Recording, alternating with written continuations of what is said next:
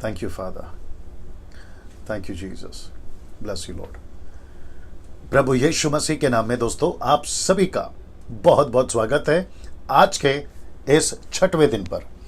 दोस्तों मुझे बेहद बेहद खुशी और उत्साहित होता हूँ परमेश्वर के वचन पूरे भारत में और पूरे विश्व में बांटते वक्त, सिखाते वक्त, और मैं समझता हूँ कि परमेश्वर अपने इस प्रकार के अनुग्रह को या अनुग्रह को मुझ पर दे रहा है ताकि आप तक जो है मैं इन सभी शिक्षाओं को पहुंचा सकूं।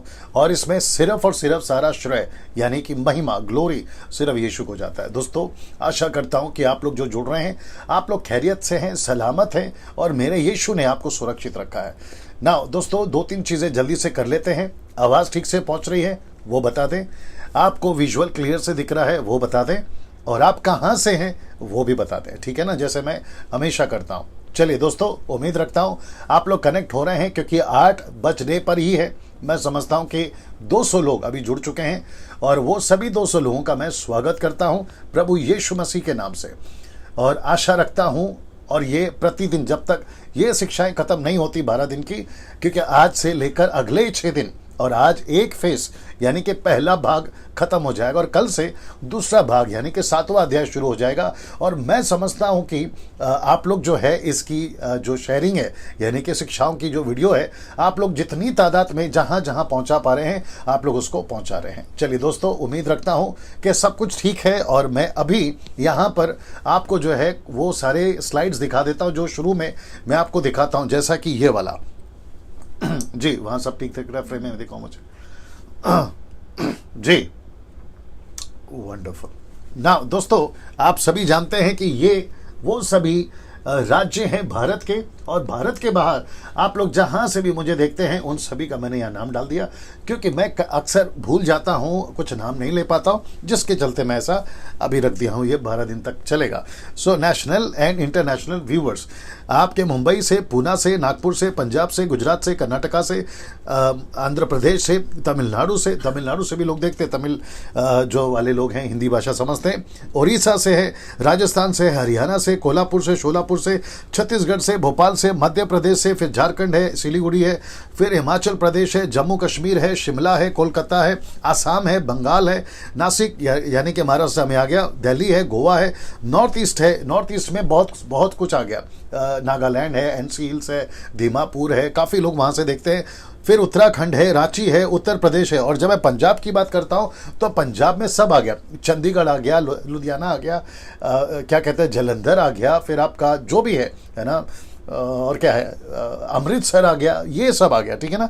सो ऐसा करते हुए रांची है, उत्तर प्रदेश है, उत्तर प्रदेश में भी जितने भी आते हैं और मध्य प्रदेश में जितने आते हैं उन सभियों को है ना मैं याद करता हूँ। फिर अदर कंट्रीज जैसे कि पड़ोसी मुल्क पाकिस्तान है, नेपाल है, श्रीलंका है, श्रीलंका से भी लोग देखते हैं, क्या कहते हैं अफ्रीका है, फिर न्यूजीलैंड है, यूके है, यूएसए है, इसराइल है, इटली है, अरब कंट्री है, लंदन है, बेल्जियम है, मॉरिशस है, मॉरिशस से भी काफ़ी लोग देखते हैं, काफ़ी कॉल्स या मैसेजेस आते हैं व्हाट्सएप पे या मैसेंजर पे।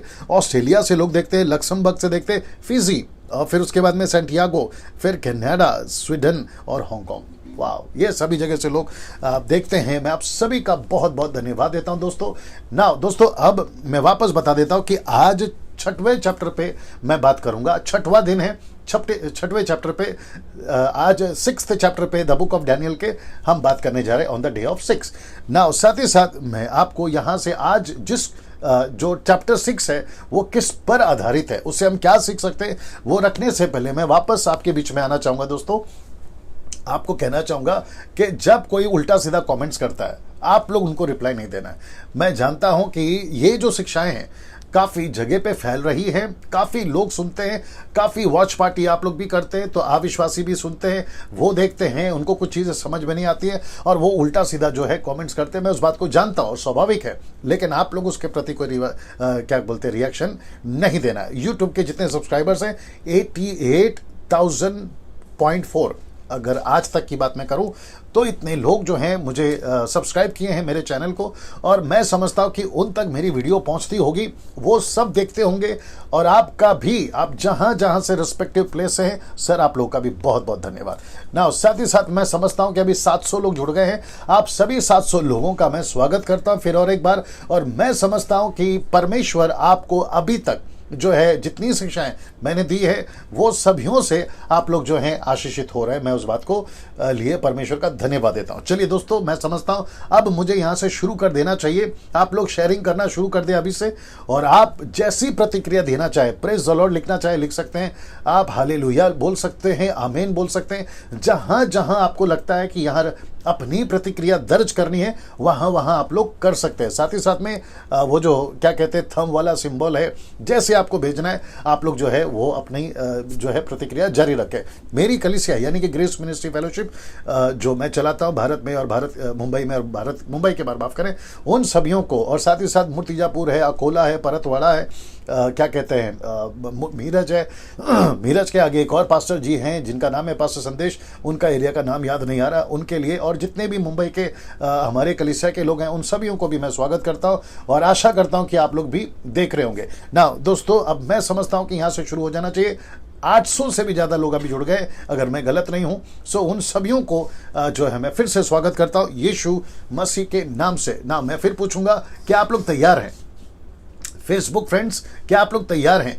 यूट्यूब सब्सक्राइबर्स, क्या आप लोग तैयार हैं? अगर आप लोग तैयार हैं, मैं आज इस चैप्टर से हम क्या सीख सकते हैं वह रखने जा रहा हूं।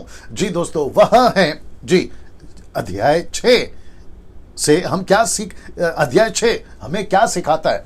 जी ये देख लीजिए कि अध्याय 6 हमें क्या सिखाता है। अपनी आत्मिकता की कीमत चुकाना। मैं रिपीट कर देता हूं कि अपनी आत्मिकता की कीमत चुकाना।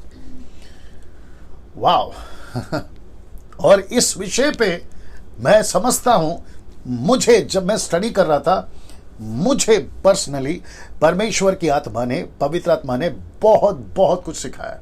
सो मैं समझता हूं कि इस विषय को लेकर 6वां अध्याय आपको भी, आप जहां भी सुन रहे हैं, जहां से भी सुन रहे हैं, आप जब भी सुनोगे, जब ये अपलोड होगा यूट्यूब वालों के लिए, सो उन सभियों को मैं समझता हूं कि ये विषय अद्भुत रीति से सिखाएगा। दोस्तों, ये चैप्टर जो लिखा है ये 6वां चैप्टर है। मैं इसको कनेक्ट करूंगा अंतिम दिन से भी। अब आप सोच के देखिए, ये 2 भाग का, दानियेल की पुस्तक में 12 अध्याय है, मैं आपको बता चुका एक्सक्यूज मी, 12 अध्याय में 2 भाग है, 1 से लेके 6 तक और 7 से लेके 12 तक। ये आखिरी चैप्टर है पहले भाग का। तो इसका मतलब है हम जी रहे हैं आखिरी दिनों में। अगर हम आखिरी दिनों में जी रहे हैं तो ये विषय आखिरी दिनों के लिए परमेश्वर ने कनेक्शन देखिए ये डाला, और जिसको पढ़ते वक्त में मुझे महसूस हुआ कि बिल्कुल सच है कि अंत के दिनों में आत्मिकता पर ज्यादा ध्यान देना है। हम मसीहों को आत्मिकता पर ज्यादा अटैक होगा, मसीहों पर, वो चाहे संसारिक से हो या अंदर के मसीहों से हो, इन सभियों से अटैक आएगा। मैं एक एक चीज रखूंगा ना। सबसे पहले आपको यह भी बता दो कि यहां पे अब जो है बेबीलोनियंस का राज्य खत्म हो गया है। मैंने आपको बताया था कि नबूकदनेस्सर बेलशस्सर राजा खत्म हो चुका है कल 5वें अध्याय में। आज का 6वां अध्याय अब यहां से शुरू होता है। यह पुस्तक 538 BC में लिखा गया था, 538 बिफोर क्राइस्ट। अब आप सोच के देखिए, अब यहां बेबीलोन पूरी तरह से मादियों और फरसियों का हो चुका था, या फिर बोल सकते हैं क्योंकि अतीत की घटना है, पास्ट की घटना है, इसलिए मैंने था डाला, लेकिन टीचिंग में है, ठीक है ना। साथ ही साथ दोस्तों आपको यह भी समझना होगा कि यहां पर अब एक नया राजा आया, और वो राजा है मादी और फरसियों का। मैं फ्रेम में हूं तो मेरे को बता देना, ठीक है ना, अगर मैं साइड में आ जाता हूं तो जैसा ठीक समझे, क्योंकि आप लोग स्क्रीनशॉट भी लेते हैं, मुझे पता चला, मैं उसमें नहीं आना चाहूंगा, ठीक है ना दोस्तों ना। वापस आ जाते हैं, आप इसको देख लीजिएगा। बेबीलोन खत्म हो चुका है। ऊपर का सिर याद होगा आपको, सोने का सिर अब चल रहा है चांदी का ये धड़, फिर उसके बाद में आएगा पीतल, फिर उसके बाद में आएगा लोहा। मैं सब कुछ कनेक्ट करूंगा जब हम बात करेंगे 7वां 8वां अध्याय की, और ये चलेगा 12वें अध्याय तक में। तो ये आपको समझ में आ गया अभी तक? मुझे बताते जाना क्या चल रहा है, उतने कितने लोग है ना बेटा, दिखाते जाना, ठीक है ना। ना ये सारी चीजें जो हैं आप लोग अभी समझ गए। अब मैं रखने जा रहा हूं 6वें अध्याय का पहला वचन, the book of Daniel chapter 6 and verse 1। आइए देखते क्या लिखा है। लिखा है कि दारा, ये राजा का नाम है दारा, को यह अच्छा लगा कि अपने राज्य के ऊपर 120 ऐसे अधिपति ठहराए जो पूरे राज्य में अधिकार रखे। वाह, ये देख लीजिए आप लोग, ठीक है ना। मैं वापस आता हूं कि दारा ने, जिसका नाम है राजा दारा ने, जो है अच्छा लगा, उसको अच्छा लगा कि अपने राज्य के ऊपर 120 लोगों को वो जो है नियुक्त करे और ऐसे अधिपति ठहरा है जो पूरे राज्य में अधिकार रखे। ये राजा को लगा कि ऐसा होना चाहिए ना। अब जरा यहां पे ध्यान दीजिएगा, ऐसा क्यों? और उनके ऊपर उसने 3 अध्यक्ष, जिसमें से दानियल एक था, इसलिए ठहरा है कि वे उन अधिपतियों से लेखा लिया करें और इस रीति राजा की कुछ हानि ना होने पाए। तो इसका मतलब है कि 120 राज्य पर और 3 120 पर। और मैं समझता हूं कि जैसे आपको मैंने ब्रैकेट कर दिया, दानियल उसमें स्पेशल है। वो स्पेशल क्यों है? और राजा दारा को ये लड़का, माफ करें 90 साल का हो गया, ये पुरुष, ये व्यक्ति दानियल, ये जो है ये बहुत पसंद आया। मैं आपको कनेक्ट करूंगा क्यों, ठीक है ना। तो अभी तक आपको पता चल गया 120, ठीक है। और 120 में दानियल उनका फेवरेट है। और याद रखो, सिर्फ दानियल जो है वो यहूदी है, बाकी 119 यहूदी नहीं है। दूसरे शब्दों में दानियल परमेश्वर का फॉलोवर है और 120 जो मादी फरसी के ईश्वर से, या ईश्वर है या देवता है, उनके फॉलोवर है। सो इसका मतलब है 120 में 2 पार्टी है। मैं कनेक्ट करूंगा, एक दानियल है और 119 अलग है। इसको ध्यान में रखिएगा ना, ये सामने रख रहा हूं। 120 में एक सबसे अलग, और उसके बाद में 119 को ये बात खटकी। वापस आते हैं कि 120 में एक आदमी अलग और 119 को यह बात खटकी। बताए क्यों? क्योंकि विश्वासी अविश्वासियों को, विश्वासी अविश्वासी को पसंद नहीं है। और अविश्वासी सोचते हैं कि यह हमारे बीच में एक अकेला अलग से क्या कर रहा है। लेकिन क्योंकि राजा ने दानियल के ऊपर फेवर रखा था, कृपा रखी थी, जिसके चलते दानियल उसका फेवरेट हो गया था और उसने जानबूझ के रखा। क्यों? मैं आपको कनेक्ट कर रहा हूं। अब इसको देख लीजिए पहले। इसको कहते हैं 1 वर्सेस 119। एक के अपोजिट में 119 लोग हैं। रिपीट कर देता हूं, 1 वर्सेस 119। तो यह सिलसिला आखिरी अध्याय तक, माफ करिए, आखिरी वचन तक चलेगा।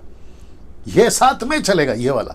और इनकी लड़ाई में दानियल क्या होता है और दानियल के आत्मिकता पर कैसे अटैक होता है, ये सभी चीजें आपके बीच में एक एक करके रखते जाऊंगा। और मैं वापस कहता हूं कि जब कनेक्ट हो जाते हो तो ऑफलाइन नहीं जाना।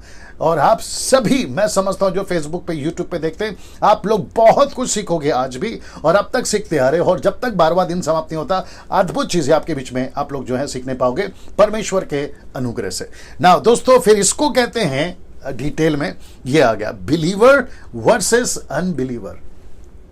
जी दोस्तों, बिलीवर वर्सेस अनबिलीवर, ये उसकी लड़ाई है। मैंने इसलिए कहा था कि आज 6वां अध्याय हमको अपनी आत्मिकता की कीमत जो है चुकानी पड़ेगी, या आत्मिकता की कीमत, उसके ऊपर मैं बात कर रहा हूं ना। ये आप देख लीजिए, जब यह देखा गया कि दानियल में उत्तम आत्मा रहती है। उत्तम आत्मा, ये कौन है? पवित्र आत्मा, कॉमन सेंस ना। लिखा है कि दानियल में उत्तम आत्मा रहती है, तब उसको उन अध्यक्षों, अधिपतियों से अधिक प्रतिष्ठा मिली। उसको अधिक फेवर मिला, अधिक प्रतिष्ठा, मतलब उसको फेवर ज्यादा मिला क्योंकि राजा का फेवरेट था। वरन राजा यह भी सोचता था कि उसको सारे राज्य के ऊपर ठहराए। सीधे राजा दारा चाहता था कि दानियल ही मेरे बाद सब जगह पे राज करे, क्योंकि उसमें उत्तम आत्मा रहती है। अब उत्तम आत्मा क्या क्या करवाती है, उत्तम आत्मा क्यों है, ये सब का कनेक्शन मैं यहां से देता चला जाऊंगा। अब ये चित्र देख लीजिए, यहां सब ठीक दिख रहा है? ओके, नाउ यहां दानियल अपनी मसीहत को साबित कर चुका था। कैसे? ये वाला 3 वक्त की प्रार्थना से। मैं रिपीट कर देता हूं कि यहां दानियल अपनी आत्मिकता प्रकट कर चुका था या साबित कर चुका था। कैसे? प्रार्थना से। अब आप कहोगे डैनियल भाई क्या वो बाइबल नहीं पढ़ता था? तो उस वक्त में जो तोरा था, तोरा समझ गए होंगे आप, मूसा की 5 किताबें, गिनती की किताबें, निर्गमन की किताबें, फिर लेवी व्यवस्था, नंबर्स गिनती और व्यवस्था विवरण, ये 5 किताबें उसके पास में थी। और कुछ और भी किताबें होंगी भजनों की या फिर क्या कहते हैं मूसा की, ये सारी किताबें होंगी। लेकिन वचन को भी ध्यान रखता था, वचन को भी पढ़ता था, लेकिन सारा ज़्यादा से ज़्यादा वक्त वो प्रार्थना में बिताता था और प्रार्थना उसके लिए मजबूती बना। प्रार्थना, मैं समझता हूं कि चैप्टर समाप्त होते होते आपका भी प्रार्थना का जीवन मजबूत हो जाएगा। आमीन। ना दोस्तों, यहां दानियल अपनी मसीहत को साबित कर चुका था। किसको? राजाओं को। किसको? 119 को। यह साबित कर चुका था कि मैं क्या चीज हूं। कौन? दानियल। वो क्या कर सकता है, उसके अंदर क्यों उत्तम आत्मा है, ये वो साबित कर चुका था। कैसे? ये है उसका जवाब, क्योंकि उसका प्रार्थना का जीवन अद्भुत था। मैं यही प्रश्न आपसे भी पूछूंगा, आपका प्रार्थना का जीवन कैसा है आज? मैं वो सभी सेवक जिन तक ये वीडियो पहुंचता है या अभी देख रहे होंगे, उनको पूछूंगा, सर आपका प्रार्थना का जीवन कैसा है?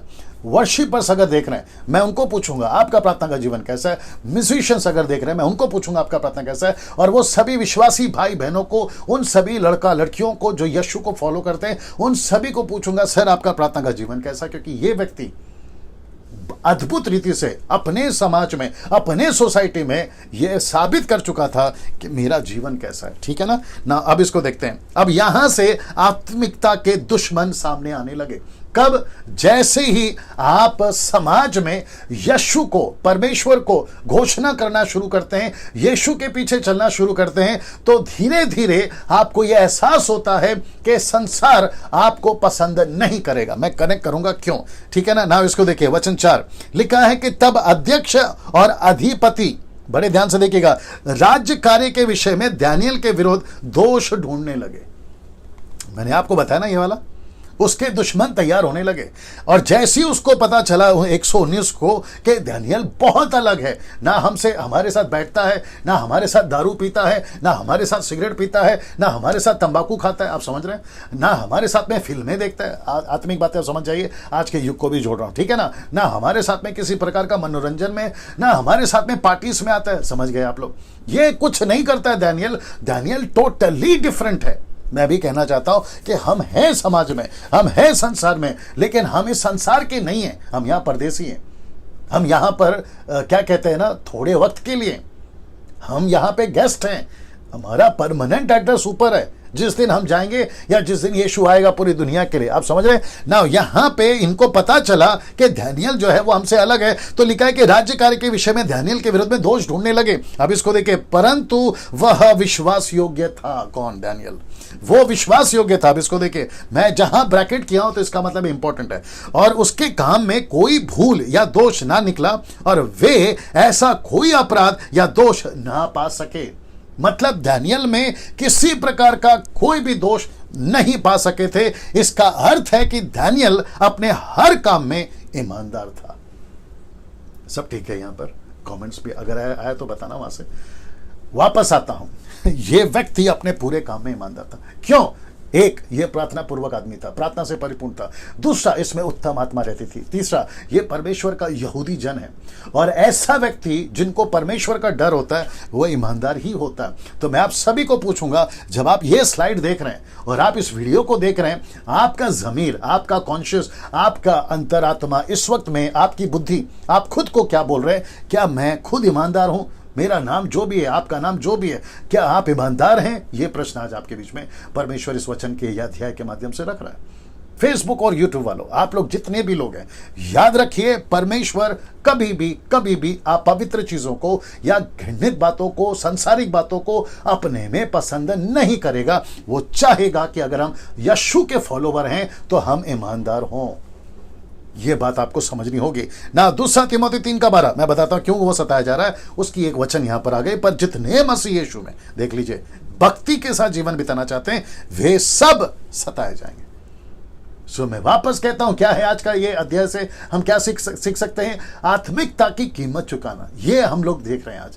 तो यहां पे आप जैसे ही भक्ति में जीवन जीना शुरू करोगे, आपको जो है सताव आना शुरू हो जाएगा। मैं सच बता रहा हूं, आपको सताव आना शुरू हो जाएगा। और मैं समझता हूं कि यह सताव साबित करता है कि आप सही ट्रैक पे हैं।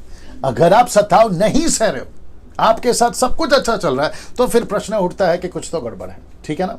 कौन से पेड़ पे पत्थर मारते हैं? जिसमें फल ज्यादा लगा है। कौन से पेड़ को देखते तक नहीं है? जिसमें कोई फल नहीं लगा है। अगर आप सताए जा रहे हो, अपनी पीठ थपथपाइए और खुद को शाबाशी दीजिए और परमेश्वर को धन्यवाद दीजिए कि प्रभु मैं सही ट्रैक पे हूं।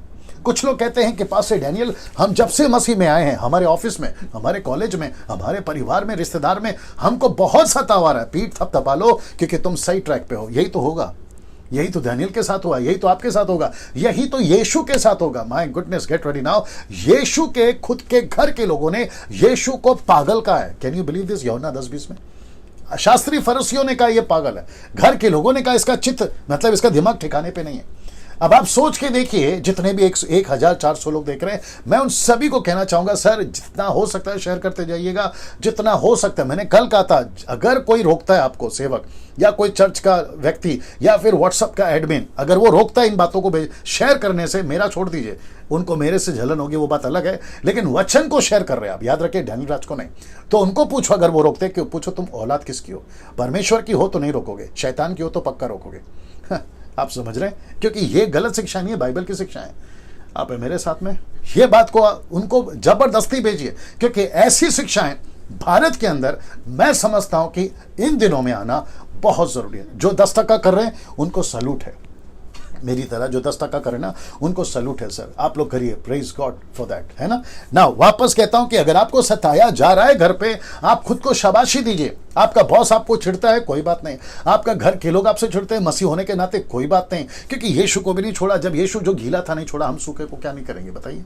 सो खुद को शाबाशी दो और आगे बढ़ो ना। ये वचन हो गया ना। वचन 5 आ रहा है, तब वे लोग कहने लगे, बड़े ध्यान से सुनिएगा, वे लोग कहने लगे, हम उस डैनियल के परमेश्वर की व्यवस्था को छोड़, सीधे हम उस डैनियल के परमेश्वर की व्यवस्था को छोड़ और किसी विषय में उसके विरोध कोई दोष ना पा सकेंगे।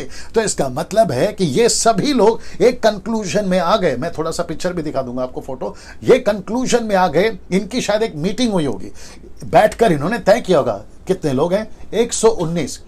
डैनियल कौन है? वो एक, तो 1 वर्सेस 119, समझ में आ गया? सो ये 119 लोगों ने ऐसा प्लान किया होगा, यार ये तो घूस नहीं खाता, ये भ्रष्टाचार नहीं है, ये ट्रैफिक पुलिस पे पुलिस वाले को पैसे नहीं देता, ये किसी प्रकार का लालच नहीं है, ये किसी प्रकार का ब्याज में पैसा नहीं देता, ना देता है ना लेता है, ये किसी प्रकार का झूठ, शराब, दारू, पब, डिस्को नहीं जाता, ये किसी सलमान खान, शाहरुख खान का गाना नहीं सुनता, ये कोई थिएटर में नहीं जाता, 3 घंटा जाते हीरो बनकर निकलते सुअर बनकर, ऐसा कोई हरकत नहीं करता। इसको पकड़े तो पकड़े कैसे? तो 119 में से एक आधा लोग निकले होंगे लूसीफर की संतानें। उन्होंने कहा होगा, एक काम करते हैं कि हम राजा के पास जाएंगे और राजा को ऐसा कहेंगे, मैं कनेक्ट करूंगा आपको, और इसके आत्मिकता पे अटैक करेंगे। Can you believe this? इसके आत्मिकता पे अटैक करेंगे। बोला वो कैसे? ये देख लीजिए ना, ये वचन वही तो बता रहा ना। हम दानियल को सांसारिक क्षेत्र में नहीं पकड़ सकते। इसका बिल जब बनता है 500 का, तो 500 ही लिखता है, 5000 नहीं लिखता। जब इसका 5000 होता है तो 5000 ही लिखता है, 5 लाख नहीं लिखता। एक संस्था पे फोटो बेचता है तो काम करता है एक संस्था का, तो एक ही संस्था से पैसा लेता है, दूसरे संस्था का, ये संस्था का फोटो उस संस्था में भेजता है। अब आप लोग, कुछ लोग सोचते होंगे डैनियल भाई ये क्या बोल दिया। मैं जानता हूं कुछ सेवकों को, मैं जानता हूं कुछ पास्टरों को, जो एक संस्था में काम करते हैं और वहां यहां की फोटो निकालते हैं या किसी और की मीटिंग की फोटो निकालते हैं और उसको विदेशों में बेचते हैं, और वहां से वो कहते हैं मेरी मिनिस्ट्री भारत में है, मैं इतने लोगों को चलाता हूं, अलाना फलाना, और वहां से वो पैसे ऐंठते हैं। Can you believe this? मैं ऐसों को कहना चाहता हूं, अगर वो सुन रहे हैं, मैं ऐसों को कहना चाहता हूं कि जितनी जल्दी हो सकता है सुधर जाओ, नहीं तो नर्क चले जाओगे। पास्टर डैनियल ऐसे बोलने से उनको बुरा लग सकता है, मेरा छोड़ दीजिए, उनको क्या बुरा लगता है, उनकी हरकतों से खुदा को कितना बुरा लगता है, ये सोचो। कुछ लोग मुझे बोलते हैं डैनियल भाई आप बहुत खुल के बात करते हैं। मैंने कहा यार मैं तो कम से कम बात कर रहा हूं, कुछ लोग तो खुल के हरकतें कर रहे हैं, उनका क्या? आप है मेरे साथ में। वापस कहता हूं, डैनियल की पुस्तक मजाक नहीं है, मैंने पहले दिन ही बोल दिया था। इससे हम बहुत कुछ सीखने जा रहे हैं। मैंने कल भी कहा था, अगर मेरे प्रचार से कितने लोग देख रहे हैं अभी? 1400 लोग देख रहे हैं। अगर उसमें से 1400 में से 200 रह जाते हैं, मुझे कोई फर्क नहीं पड़ता, क्योंकि मैं यहां पर मैन प्लीजिंग के लिए आया ही नहीं हूं। और आप लोग सब जानते हैं, बीच में किसी ने मुझसे कहा था, डैनियल भाई आपकी एक बात अभी तक अच्छी लगी, अभी तक और आगे भी रहेगी। मैंने पूछा क्या है? वो कहते हैं कि आप ऑनलाइन पैसे नहीं मांगते। मेरा एक भी स्लाइड अभी तभी कभी भी आपको कभी नहीं दिखेगा कि डैनियल राज अपना अकाउंट नंबर डालते घूम रहा है कि मुझे पेटीएम करो, मुझे गूगल से भेजो, मेरा ये अकाउंट नंबर है, मुझे वहां पे पैसे भेजो। मेरे चर्च के लोगों को आप पूछ लीजिए, किसी को भी मैंने कभी इन 3 महीनों में मैंने एक कॉल करके नहीं पूछा कि तुम्हारे पैसे कहाँ हैं, दशमांश या जो भी तुम देते हो। खैर मैं तो अलग आदमी हूं, आप जानते हैं, मैंने एक कॉल नहीं किया उसके ऊपर, पूछ लीजिए किसी को भी। सो ये बात साबित करती है कि मैं यहां पर पैसे के लिए नहीं हूं, मैं यहां पर अपने महिमा के लिए नहीं हूं। लेकिन ऐसों को जो एक ग्रुप का फोटो या एक संस्था के साथ में जुड़कर कई दसों को बेचते हैं और कहते हैं कि देखो हम जो है ना यहां काम कर रहे हैं, यहां से भी पैसे आ रहे हैं, वहां से भी पैसे आ रहे हैं। तो ऐसों को कहना चाहूंगा कि जितनी जल्दी हो सकता है सुधर जाओ, जितनी जल्दी हो सकता है माफी मांगो। ब्याज पे कभी पैसा नहीं लेना और ब्याज पे कभी पैसा नहीं देना, ये सरासर गलत है।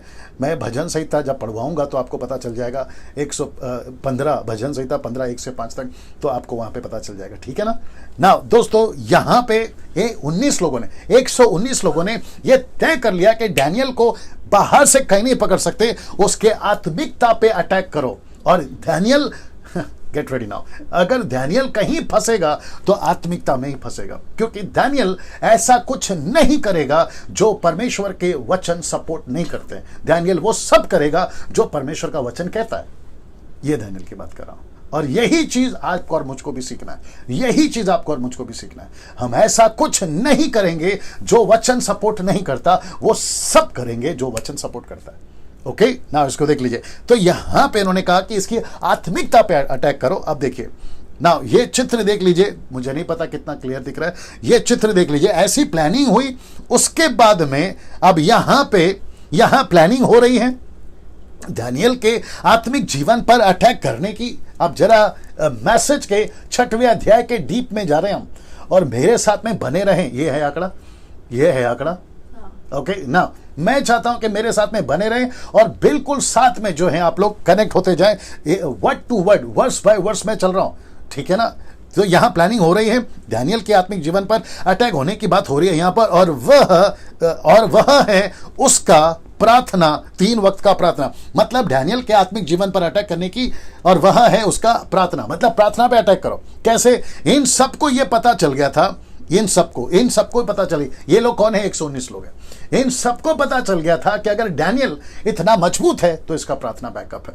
अगर डैनियल के अंदर परमेश्वर की आत्मा है तो इसका बैकअप इसका प्रार्थना है। अगर डैनियल घूस नहीं खाता तो इसका बैकअप प्रार्थना है। अगर ये भ्रष्टाचार नहीं है तो इसका बैकअप प्रार्थना है। अगर ये ब्याज पे पैसा नहीं लेता तो इसका बैकअप प्रार्थना है। ये अगर शराब नहीं पीता, थिएटर नहीं जाता, फिल्मों के गाने नहीं सुनता, मोबाइल में गाने नहीं रखता, समझ जाइए कहां की बात कर रहा हूं, ये सभी अगर नहीं करता तो इसका बैकअप है प्रार्थना, इसका बैकअप है प्रार्थना। और आप सभी को पता है कि डैनियल शेर की मांद में, द डूम्स ऑफ लायन के इसमें गया, वो इसलिए गया क्योंकि उसकी प्रार्थना पे अटैक हुआ था। और डैनियल ने कहा कुछ भी हो जाए प्रार्थना तो बंद नहीं करूंगा। प्रार्थना से मतलब है यीशु के पीछे नहीं चलना नहीं छोड़ूंगा, वो चाहे कुछ भी हो जाए। यीशु का मतलब है परमेश्वर एलोहिम, ठीक है ना। सो यहां पे आपको अभी तक बात समझ में आ गई। मुझे लगता है और एक बोल देता हूं, आप जब भी कहीं पे भी अपने विश्वास की घोषणा करने में कभी कभी नहीं शर्माना। मुझे लगता है वापस बोलना होगा। सुनिए, आपके रिश्तेदार में डंके की चोट पे बोलिए आप यीशु के फॉलोवर हैं। आपका पति, आपकी पत्नी, आपके बच्चे, आपके माँ बाप, आपका बॉस, आपका स्कूल, आपका प्रिंसिपल, आपका कॉलेज के दोस्त, आपका सोसाइटी, आपका पड़ोसी, आपका वॉचमैन, लिफ्टमैन, आपका जो भी है, दूध धोबी, जो भी आदमी आता है, उन सबको बोलिए आप किसको मानते हैं। डंके की चोट पे बोलिए। मैं रिपीट कर रहा हूं, आज इस अध्याय से यही सीखेंगे। आपकी आत्मिकता पे अटैक हो रहा है, लूसीफर का प्लान है ये। और जीसस क्राइस्ट, बहुत सारे लोग डरपोक की जिंदगी जी रहे हैं। कौन सी जिंदगी? डरपोक की, कावर्ड लाइफ, कावर्ड, डरपोक की जिंदगी जी रहे हैं। वो क्या कहते हैं मालूम है? अगर मैंने अपने विश्वास की घोषणा कर दी कि मैं यीशु का फॉलोवर हूं, मैंने बपतिस्मा ले लिया है, मैं बाइबल पढ़ता हूं, मैं यीशु की प्रार्थना करता हूं, मैं चर्च जाता हूं, मैं यीशु की गवाही देता हूं, तो मेरा बॉस क्या बोलेगा? अरे यार क्या लगा के रखा है, तेरे बॉस को कब अक्ल आएगी कि सच्चा परमेश्वर कौन है? मेरा पड़ोसी को पता चलेगा तो वो क्या बोलेगा, मेरे रिश्तेदार को पता चलेगा तो वो क्या बोलेगा, मेरे घर से मुझे निकाल देंगे, मेरे समाज से निकाल देंगे। अरे निकालने दो ना, ऊपर बैठा है ना परमेश्वर, जो पूरी दुनिया को अपनी हथेली पे लेके चलता है। आप उसके फेवर में खड़े हो जाओगे तो वो सृष्टिकर्ता आपके फेवर में नहीं खड़ा होगा। तख्ता पलटने की ताकत रखता है परमेश्वर। वाह वापस बोल दूं, तख्ता पलटने की ताकत रखता है परमेश्वर। वो राजा था ना तुम्हारा इजिप्ट का, उसका तक का दिमाग हिला दिया।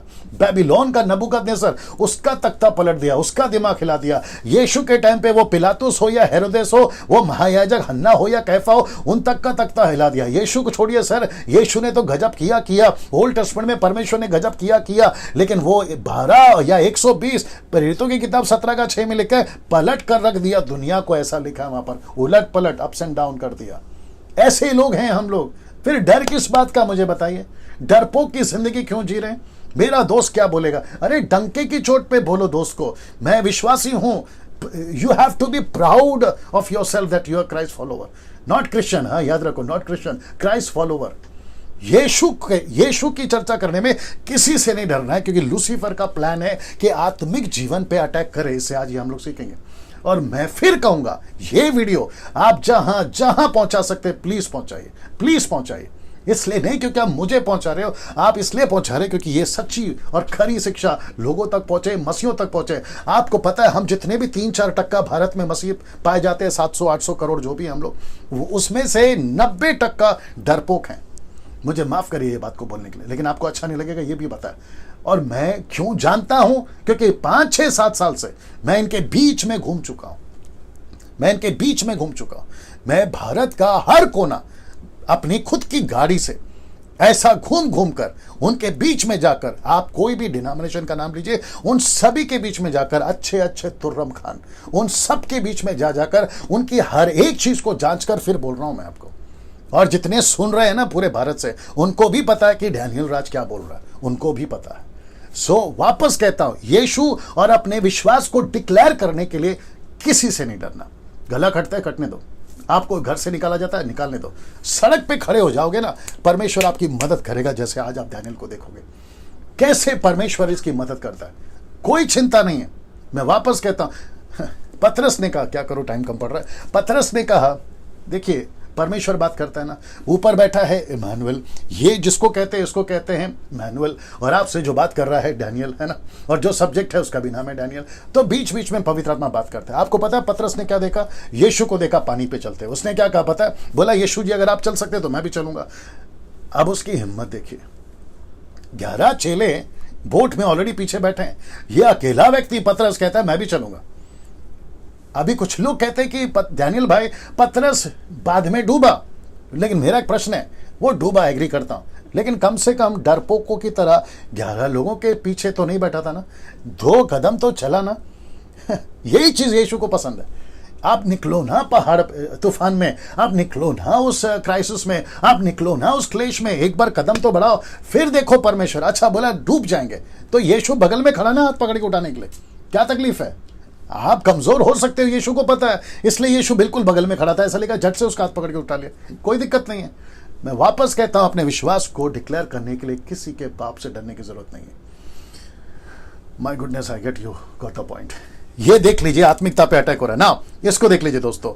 यह अध्याय पहले भाग का अंतिम अध्याय है, जैसे मैं बता चुका हूं, और अंत के दिनों में आत्मिक जीवन पर ही शैतान ज्यादा अटैक करेगा। आत्मिक जीवन पर ही शैतान अटैक ज्यादा करेगा ना। ये आपने देख लिया। अब एक आत्मिक व्यक्ति 2 तरह के लोगों से जूझता है मसीह जीवन में। मैं रिपीट करता हूं कि एक आत्मिक व्यक्ति, यानी कि आप और हम, ये है आंकड़ा, ओके। एक आत्मिक व्यक्ति 2 तरह के लोगों से जूझता है मसीह जीवन में। बड़ा मजा आएगा, अद्भुत पॉइंट है, देखिएगा क्या है। सबसे पहला शारीरिक मसीह, दूसरा है संसारिक लोग। मैं रिपीट कर दूं, एक है शारीरिक मसीह। शारीरिक मसीह का मतलब क्या मालूम है? मसीह तो हैं, विश्वासी तो हैं, लेकिन शारीरिक हैं।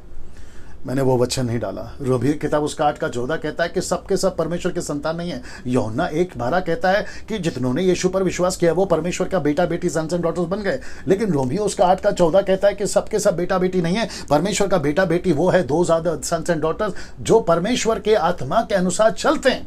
Those who walk by spirit. आप समझ रहे हैं? तो इसका मतलब है ये है शारीरिक मसीह। चर्च में तो जाते हैं, बाइबल तो पकड़ते हैं, ऑफरिंग भी देते हैं, यीशु भी करते हैं, और साल में 3 बार तो बहुत जम के करते हैं। आगे आप समझदार हैं। Christmas, Easter Friday, Christmas, good Friday और ईस्टर संडे खूब जोर से करते हैं, और कभी कभी तो लगा भी लेते हैं। ऐसे लोगों की बात कर रहा हूं, शारीरिक मसीह। और दूसरे हैं संसारिक लोग, जहां पे आप लोग बाहर जाते हो, आपका पड़ोसी, आपका नौकरी, आपका स्कूल कॉलेज, ठीक है ना। तो एक आत्मिक व्यक्ति इन 2 लोगों से मरते तक, जब तक वो नहीं मर जाता, इन 2 लोगों से जूझता है। अब इसको देखिए, एक आत्मिक व्यक्ति इन 2 तरह के लोगों में एक ही चीज अक्सर देखता है, एक ही चीज अक्सर देखता है। वो एक ही चीज क्या है? सब ठीक है, अभी नहीं, टाइम है। एक ही चीज अक्सर है, और वह है ये जलन। वह है जलन। अब जैसे मैंने ये दिखाया, आप स्क्रीनशॉट ले सकते हैं, मैं फ्रेम में हूं या नहीं देख लेना। वापस कहता हूं, वह है जलन। तो आत्मिक, माफ करें, वापस दिखा देता हूं, यहां पे भी है जलन और यहां पे भी है जलन। दानियल को इनका सामना करना पड़ा, लेकिन यूसुफ पता होगा आपको, याकूब का बेटा यूसुफ जो इजिप्ट चला गया था, ठीक है ना, उसको अपने घर के लोगों से जलन का सामना करना पड़ा। मैंने नहीं रखा फोटो, आप लोग समझदार हैं, आप लोग जानते होंगे, ठीक है ना। तो यहां पे दोनों तरह के लोग हैं, और आप लोग भी, पहले उसको डाल देता हूं, आप लोग भी चर्च में इसका सामना कर चुके हैं। मैं खुद कर चुका हूं, और कितने विश्वासी जो आत्मिकता में चलते हैं वो कर चुके हैं। वर्शिपर्स कर चुके हैं, म्यूजिशियंस कर चुके हैं, प्रीचर्स कर चुके हैं, संसार में भी और आत्मिकता में भी, और विश्वासी भी कर चुके हैं। जैसे कोई आगे बढ़ता है, जलन वाले आ जाते हैं उसकी टांग खींच कर नीचे करने के लिए। अरे वाह, तू ही प्रचार करेगा क्या? हमसे बेहतर, ये वाली बात है। तुझे ही आता है क्या? जलन। जैसी थोड़ी सी कामयाबी मिलती है, जलन। जैसी थोड़े से फेमस हो जाते हैं, जलन। जैसे ही उनका वीडियो फेमस हो जाता है, जलन। जैसे ही वो वक्ता फेमस हो जाता है, जलन। मेरे साथ तो बहुत हो रहा है। लोग कहते हैं कि अरे डैनियल राज को मत सुनो। बोला क्यों? फिर अंदर की बात पता चलती है, जलन। इसके शिकार है वो, जिसको कहते हैं जलन, और जिसको कहते हैं ईगो हर्ट हो रहा है उनका।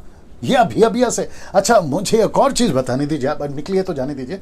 मुझे लोग कहते हैं, अक्सर कहते हैं लोग, कैसे बताऊं, बोल देता हूं, कहते हैं कि डैनियल राज तो 20 साल गाना गाता था, वो प्रचारक कैसे बन सकता है? डैनियल राज तो वर्शिपर था, वो बाइबल टीचर कैसे बन सकता है?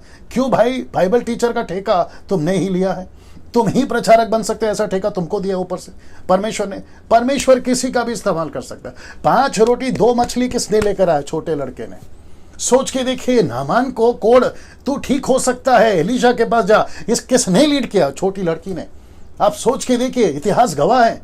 वो सभी तुर्रम खानों ने, जो बड़े बड़े स्कॉलर है ना, उन्होंने इतिहास नहीं बनाई है, वो तो इतिहास पढ़ते हैं, लेकिन छोटे अनपढ़ गरीब जो कुछ नहीं समझे जाते थे, उन्होंने इतिहास को क्रिएट किया है।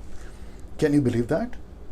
सो परमेश्वर किसी का भी इस्तेमाल कर सकता है। कुछ लोग कहते हैं कि है ना, लेडीज कैसे आगे बढ़ सकती है, महिलाएं कैसे आगे बढ़ सकती। तुम कौन होते हो रोकने वाले? मैंने कल परसों शायद बोला था, याद नहीं आ रहा। चर्च किसी के बाप की जागीर नहीं है, यीशु की है। यीशु जैसा चाहता है वैसा काम करेगा। यीशु ने मछली का इस्तेमाल किया योना को बचाने के लिए, क्या तकलीफ है? यीशु ने गधी का इस्तेमाल किया बिलाम को अक्ल देने के लिए, क्या तकलीफ है? यीशु ने कौवे का इस्तेमाल किया एलिया को खाना खिलाने के लिए, क्या तकलीफ है? ऐसे परमेश्वर न जाने कितनी ऐसी गवाहियां हैं। दाऊद तो सबसे छोटा था, उसको राजा बना दिया। शाऊल को भी तकलीफ हुई, जलन हो गई, बोला अभी का बच्चा कैसे आगे बढ़ रहा, क्या तकलीफ है? अच्छा, जिन पे आत्मिक अटैक हो रहा है जलन के चलते, मैं उन सभी को कहना चाहता हूं, नहीं डरना। 1 टांग खींचेगा, 2 टांग खींचेगा, आपको चर्च से बाहर निकाल देंगे, क्वायर से बाहर निकाल देंगे, आपको माइक नहीं देंगे, आपको लीडरशिप से हटा देंगे, आपको जो है पद से हटा देंगे। खुशी खुशी हट जाना, बस एक ही चीज करना, प्रार्थना, जो मैं बता चुका हूं। परमेश्वर को अच्छे से पता है कब किसको कहां उठाना है। मैं इसके ऊपर बहुत कुछ बोल सकता हूं, लेकिन वक्त को ध्यान रखना पड़ता है, ठीक है ना। ना दोस्तों, इसको देखिए, या लाइट बंद कर लीजिए ना, इसको देख लीजिए। मैं इसलिए लाइट बंद करवाता हूं क्योंकि पिक्चर आपको क्लैरिटी में आ सके, ठीक है ना। ये देख लीजिए, ये है संसार और ये है आत्मिकता, उसके चलते मैंने रखा ना। संसारिक लोग आत्मिक लोगों को पसंद नहीं करते, ये तो सच्ची बात है। दूसरा, आत्मिक लोग भी सांसारिक लोगों को पसंद नहीं करते। कौन से सांसारिक लोग? जो दारूबाज, सांसारिक, व्यभिचारी, मूर्ति पूजक, मैं उसमें आ रहा हूं। लेकिन हम मसीहों को तो सुसमाचार सबको सुनाना, वो कॉन्टेक्स्ट अलग है, ये कॉन्टेक्स्ट अलग है, इसलिए कंफ्यूज नहीं होना, ठीक है ना। तो वापस आ जाता हूं, सांसारिक लोग आत्मिक लोगों को पसंद नहीं करते और आत्मिक लोग सांसारिक लोगों को पसंद नहीं करते। ये मैंने इसके चलते ये जो है ये दो आपके बीच में रखा ताकि आपको समझ में आ सके ना। दोस्तों इसको देखिए। और शारीरिक मसीह लोग आत्मिक मसीह लोगों को पसंद नहीं करते, ये चक्कर भी है। तो ये है शारीरिक मसीह, ये है आत्मिक मसीह, ऐसे लेके चल सकते हैं हम लोग। तो वापस दिखा देता हूं कि शारीरिक मसीह लोग आत्मिक मसीह लोगों को पसंद नहीं कर सकते, यही आंकड़ा ना। मैं समझता हूं कि एक वचन आपके बीच में रखने जा रहा हूं। ओके, लगा लीजिए लाइट। या जी लूका की किताब उसका 21 का 17, the book of Luke chapter 21 verse 17, and ye shall be hated of all men for my name sake. मतलब मेरे नाम के कारण सब लोग तुमसे बैर करेंगे। यीशु के कारण लोग नफरत करेंगे। मैं वापस कहता हूं, दानियल पे अटैक हो रहा है। दानियल को भ्रष्टाचार पे नहीं पकड़ा, घूस लेते नहीं पकड़ा, ब्याज पे पैसा देते नहीं पकड़ा, उसके आत्मिकता पे अटैक हुआ। वही लोगों ने कहा, 119 लोगों ने दानियल को पकड़े तो पकड़े कैसे? बोला इसको आत्मिकता में फंसाएंगे, इसकी प्रार्थना पे अटैक करेंगे, इनके आत्मिक जीवन पे अटैक करेंगे, इसकी स्पिरिचुअल लाइफ पे अटैक करेंगे। और आज एग्जैक्टली वही हो रहा है दोस्तों, आज एग्जैक्टली वही हो रहा है। जैसे कोई आत्मिक बनने जाता है, शैतान को तकलीफ होती है। अच्छा, वो किसके रूप में आता है? हाँ, आपके घर के लोगों के रूप में, आपकी पत्नी, आपके पति, आपके बच्चे, आपके माँ बाप, आपके पास्टर, आपके लीडर के रूप में। वो कहता है कि बहुत बड़ा हो गया है तू, है ना, बहुत लीडर हो गया है, बड़ा प्रार्थना करता है, बड़ा वचन करता है, बहुत अच्छी बातें करता है। ऐसा वो अटैक करता है। क्यों? उसका मकसद एक ही है कि अंत के दिनों में आत्मिकता पे अटैक हो, आत्मिकता पे आक्रमण हो, आत्मिक जीवन पर अटैक हो। Please understand this point. मैं रिक्वेस्ट करता हूं, अभी जो भी 1500 लोग देख रहे हैं, मैं उन सभी को, जहां से भी आप लोग देख रहे हैं, इस बात को समझिए कि यीशु के कारण लोग आपसे नफरत इसलिए करेंगे क्योंकि आप आत्मिकता की तरफ बढ़ते जा रहे हैं। और मैं कहता हूं कि जिस दिन ऐसा होगा, उस दिन खुद की पीठ को थपथपा लेना और कहना कि प्रभु धन्यवाद कि मैं तेरे कारण सताया जा रहा हूं, तेरे कारण सताया जा रहा है। मुझे लगता है एक और चीज कनेक्ट कर देता हूं। पहले एक वचन बता देता हूं, फिर उसको कनेक्ट करूंगा। पहला पत्रस उसका 4 का 4, वो आपसे नफरत क्यों करते हैं? पता है क्यों? ये वाला इसका रीजन है, लिखा इससे वे अचंबा करते हैं। क्या अचंबा करते हैं? कि तुम ऐसे भारी लुचपन में उनका साथ नहीं देते और इसीलिए वे बुरा भला कहते हैं।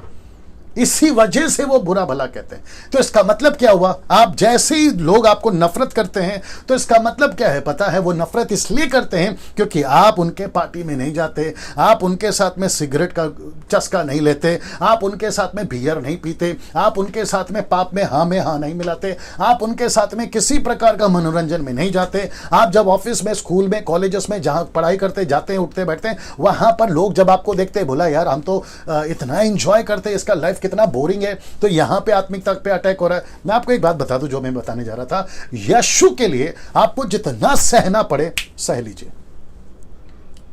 आपको जो मैं बोला था ना कि एक बात कनेक्ट करूंगा, बताऊंगा, वो यहां है कि आपके दिमाग में फिट कर लो। जैसे ही आप यीशु के हो गए, आप संसार के लिए मर गए। मैं रिपीट कर दूं, आप जैसे ही यीशु के हो गए, आप संसार के लिए मर गए। तो यीशु के लिए जैसे यस बोलते हो, शैतान के लिए और संसार के लिए नो। और जैसे ही आप संसार के और शैतान के लिए यस बोलते हो, वैसे ही आप यीशु के लिए नो हो जाते हो।